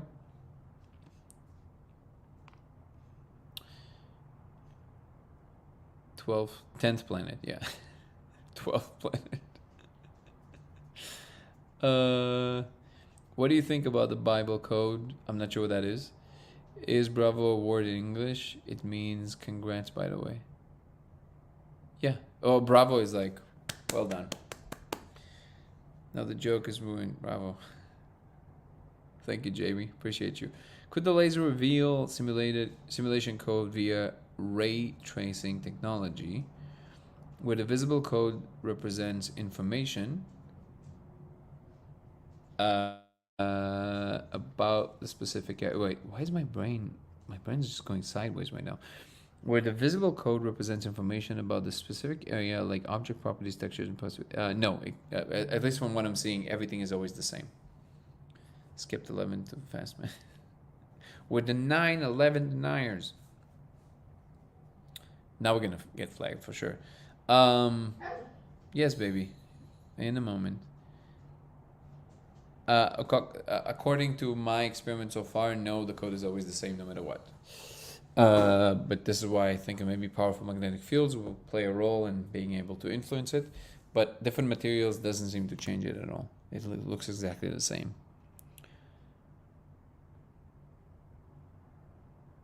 I can't stop dwelling on this. Can't wait to try. I've done everything but the molecule. I'm gonna blast off first and then get the laser out. Nice. Alright, Stranger9, and feel free to report back or email me also at lasersimulationx@gmail.com. I'm a philosophy and esoteric explorer. I also delve deep into spirituality. I love that. You're in the right place for sure. The code is viewed as if from X-ray flashlight laser. Yeah, you can kind of say that. I seek truth regardless of how it presents itself. Then you're speaking my language. Like Mario. Lucy is my favorite way to see the code. You've seen it? Wait, I need to know this. Have you tried it with the laser? Because I don't know of anyone that did, and this would be a huge data point. Do you think the code is in the brain or an objective measurement of reality? An objective measurement of reality. Absolutely. But what you might want to add to that is that the brain is a participator in what we perceive as the objective reality. So that's a caveat there. But the code definitely behaves like a regular object. It's just very matter of fact, very simple. It's not like you're sitting there and you're kind of like channeling or anything. It's just you see something very, very clearly. It's staggering how concrete it is. Have not tried a laser on Lucy, but willing. Okay, please do. I would love to hear the result of that. Bible code was like more readable version of Matrix code. Okay. If you want to email me so I can look at it, I'm not familiar. In that case, it would be interesting to try the laser on different surfaces and see if it's consistent. Yeah, I've tried it. My intuition tells me it won't matter. The only thing that will change is when I projected it on the magnet. That's why one of the reasons this idea came up. Then the magnet actually scrambles it, which is interesting. So we have to keep limits in order to navigate. Point proven. Point proven is good. If you try the laser on Lucy, okay. Also, if you understand this code, what would we learn about the world that would theoretically do? Not sure, but it's kind of like equivalent question of when we discovered quantum mechanics. It was not clear if it will ever apply to anything in our world, and now I wouldn't be able to talk to you right now without understanding quantum mechanics on this phone. So it's not always clear, but I maintain that we always want to know and understand what is true about the world. That's what drives me. Hey, how are you? Can I have laser model or something to buy, please? Yes, you can go to codeofreality.com, Brilliant, codeofreality.com. We have a page there with an entire list of what you need to get. Shouldn't be expensive. You can just get it on Amazon or Alibaba or anywhere you want. Or you can order one that we make. It will be cheaper for you to just get it yourself and make it real quick. We just make it because people asked us to, but you can make it yourself. It's very simple. And also the protocols on the website. And my email is also there. I said it a few times, but you can just grab it from the website and email me if there's any other questions. Again, codeofreality.com. How many people have replicated your experiment? So far, over 1,000 people worldwide, as far as I know, Jose. Also, welcome back, and I'm glad to see you here. Personally, I don't see things as computers and objects that analogize to our reality. Thank you, Jose. Thanks for everything. Thank you, Brilliant. Appreciate you. Because the world is way more bizarre than what we can conceive as, but it can be computer analogy. So I don't think the computer part is an analogy. I will repeat this. The proposition is not that we live in a computer, but that the world, what it is at bottom, is computational, which is a much larger claim. Computation is a very complex term that involves a lot of different understanding, a lot of different facets, and it essentially is the ability to, certain kind of signal to create certain kind of function that is higher function than what you would be able to achieve just by moving physical things around. Now, obviously, this is not the definition of computation, but I'm just trying to keep it simple so it's clear. But the proposition is that the world at bottom is closer to what we call computation than anything else. Of course, ultimately, it's something that at the moment we cannot understand or fathom, but it's more computational than anything else that we're familiar with if you follow the actual definition and implications of what computation is, which requires some technical understanding. Computers are just an instantiation of this function of computation. So again, the proposition is that the world is computational at the bottom, not that we live in a computer. Computers are just a thing that computation allows for when you instantiate certain functions of computation in physical matter. I hope this helps. Yes, axiomatic plus the fact that we understand what computational means, and if you look at the specifics of what nature does and the types of possibilities that it gives you, it resembles much closer to a computational system than anything else. That's the proposition. And by the way, in this context, a simulation in a computational world would just be a slice of reality, so a parallel world. So we might be saying the same thing, which will give rise to any kind of experience, including all the spiritual stuff that you might be interested in. It's a VR game made by souls, fractions of the one soul. Yeah, that's another way of putting it. Could be, if you see it from a religious point of view, we see the world in quite similar way then. Is it called identical across different wavelengths? Yes, only in different wavelengths in green and blue. It also adds extra content aside from the code that is also present. Because the brain is essentially a quantum computer, but it's not a computer, etc. Some people would argue with that. Most scientists would say that what consciousness seems to be doing is just regular computation, not quantum computation. Penrose would disagree. I would also disagree, but it's not as clear cut as we might like it to be. How many people? Oh, saw that, Jose. By the way, Jose, I keep forgetting. Would you like to come on and chat? I think you said you would like that. I can always pull you up if you'd like that.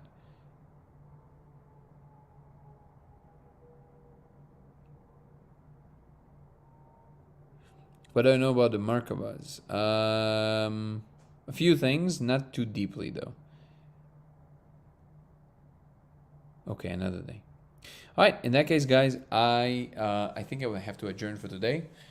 We'll be here tomorrow again. I will advertise the time when it's available. Cross-platform is going to be on TikTok, on YouTube, on Dango Thoughts, D-A-N-G-O Thoughts, on X, on Goler Danny, and on Twitch as... Wait. Laser X, I think. I actually forgot what I am on. Yeah, Laser X83. I forgot what I am on Twitch. But these are all the platforms at the moment. Thank you guys. I appreciate you all. Thank you so much, and have a good night. And we'll talk more about all of this tomorrow. What is your preferred way? Faithful being, my preferred way is email. Again, it's lasersimulationx@gmail.com. lasersimulationx@gmail.com. No periods, all one word. Or you can DM me here. Both work, whatever you prefer. Would love to hear from you guys. Thank you so much. And Ava, I would love to address this tomorrow. That would shorten frequency repeated exchange. DM'd you on TikTok about modifying the laser experiment. Okay, Jamie, I will look into the message. Thank you so much. Peace and love, everybody. I'll see you tomorrow. And the same goes to X, Twitch, and YouTube. Thank you guys. I appreciate you. Thank you so much for being here. Much love, and see you tomorrow.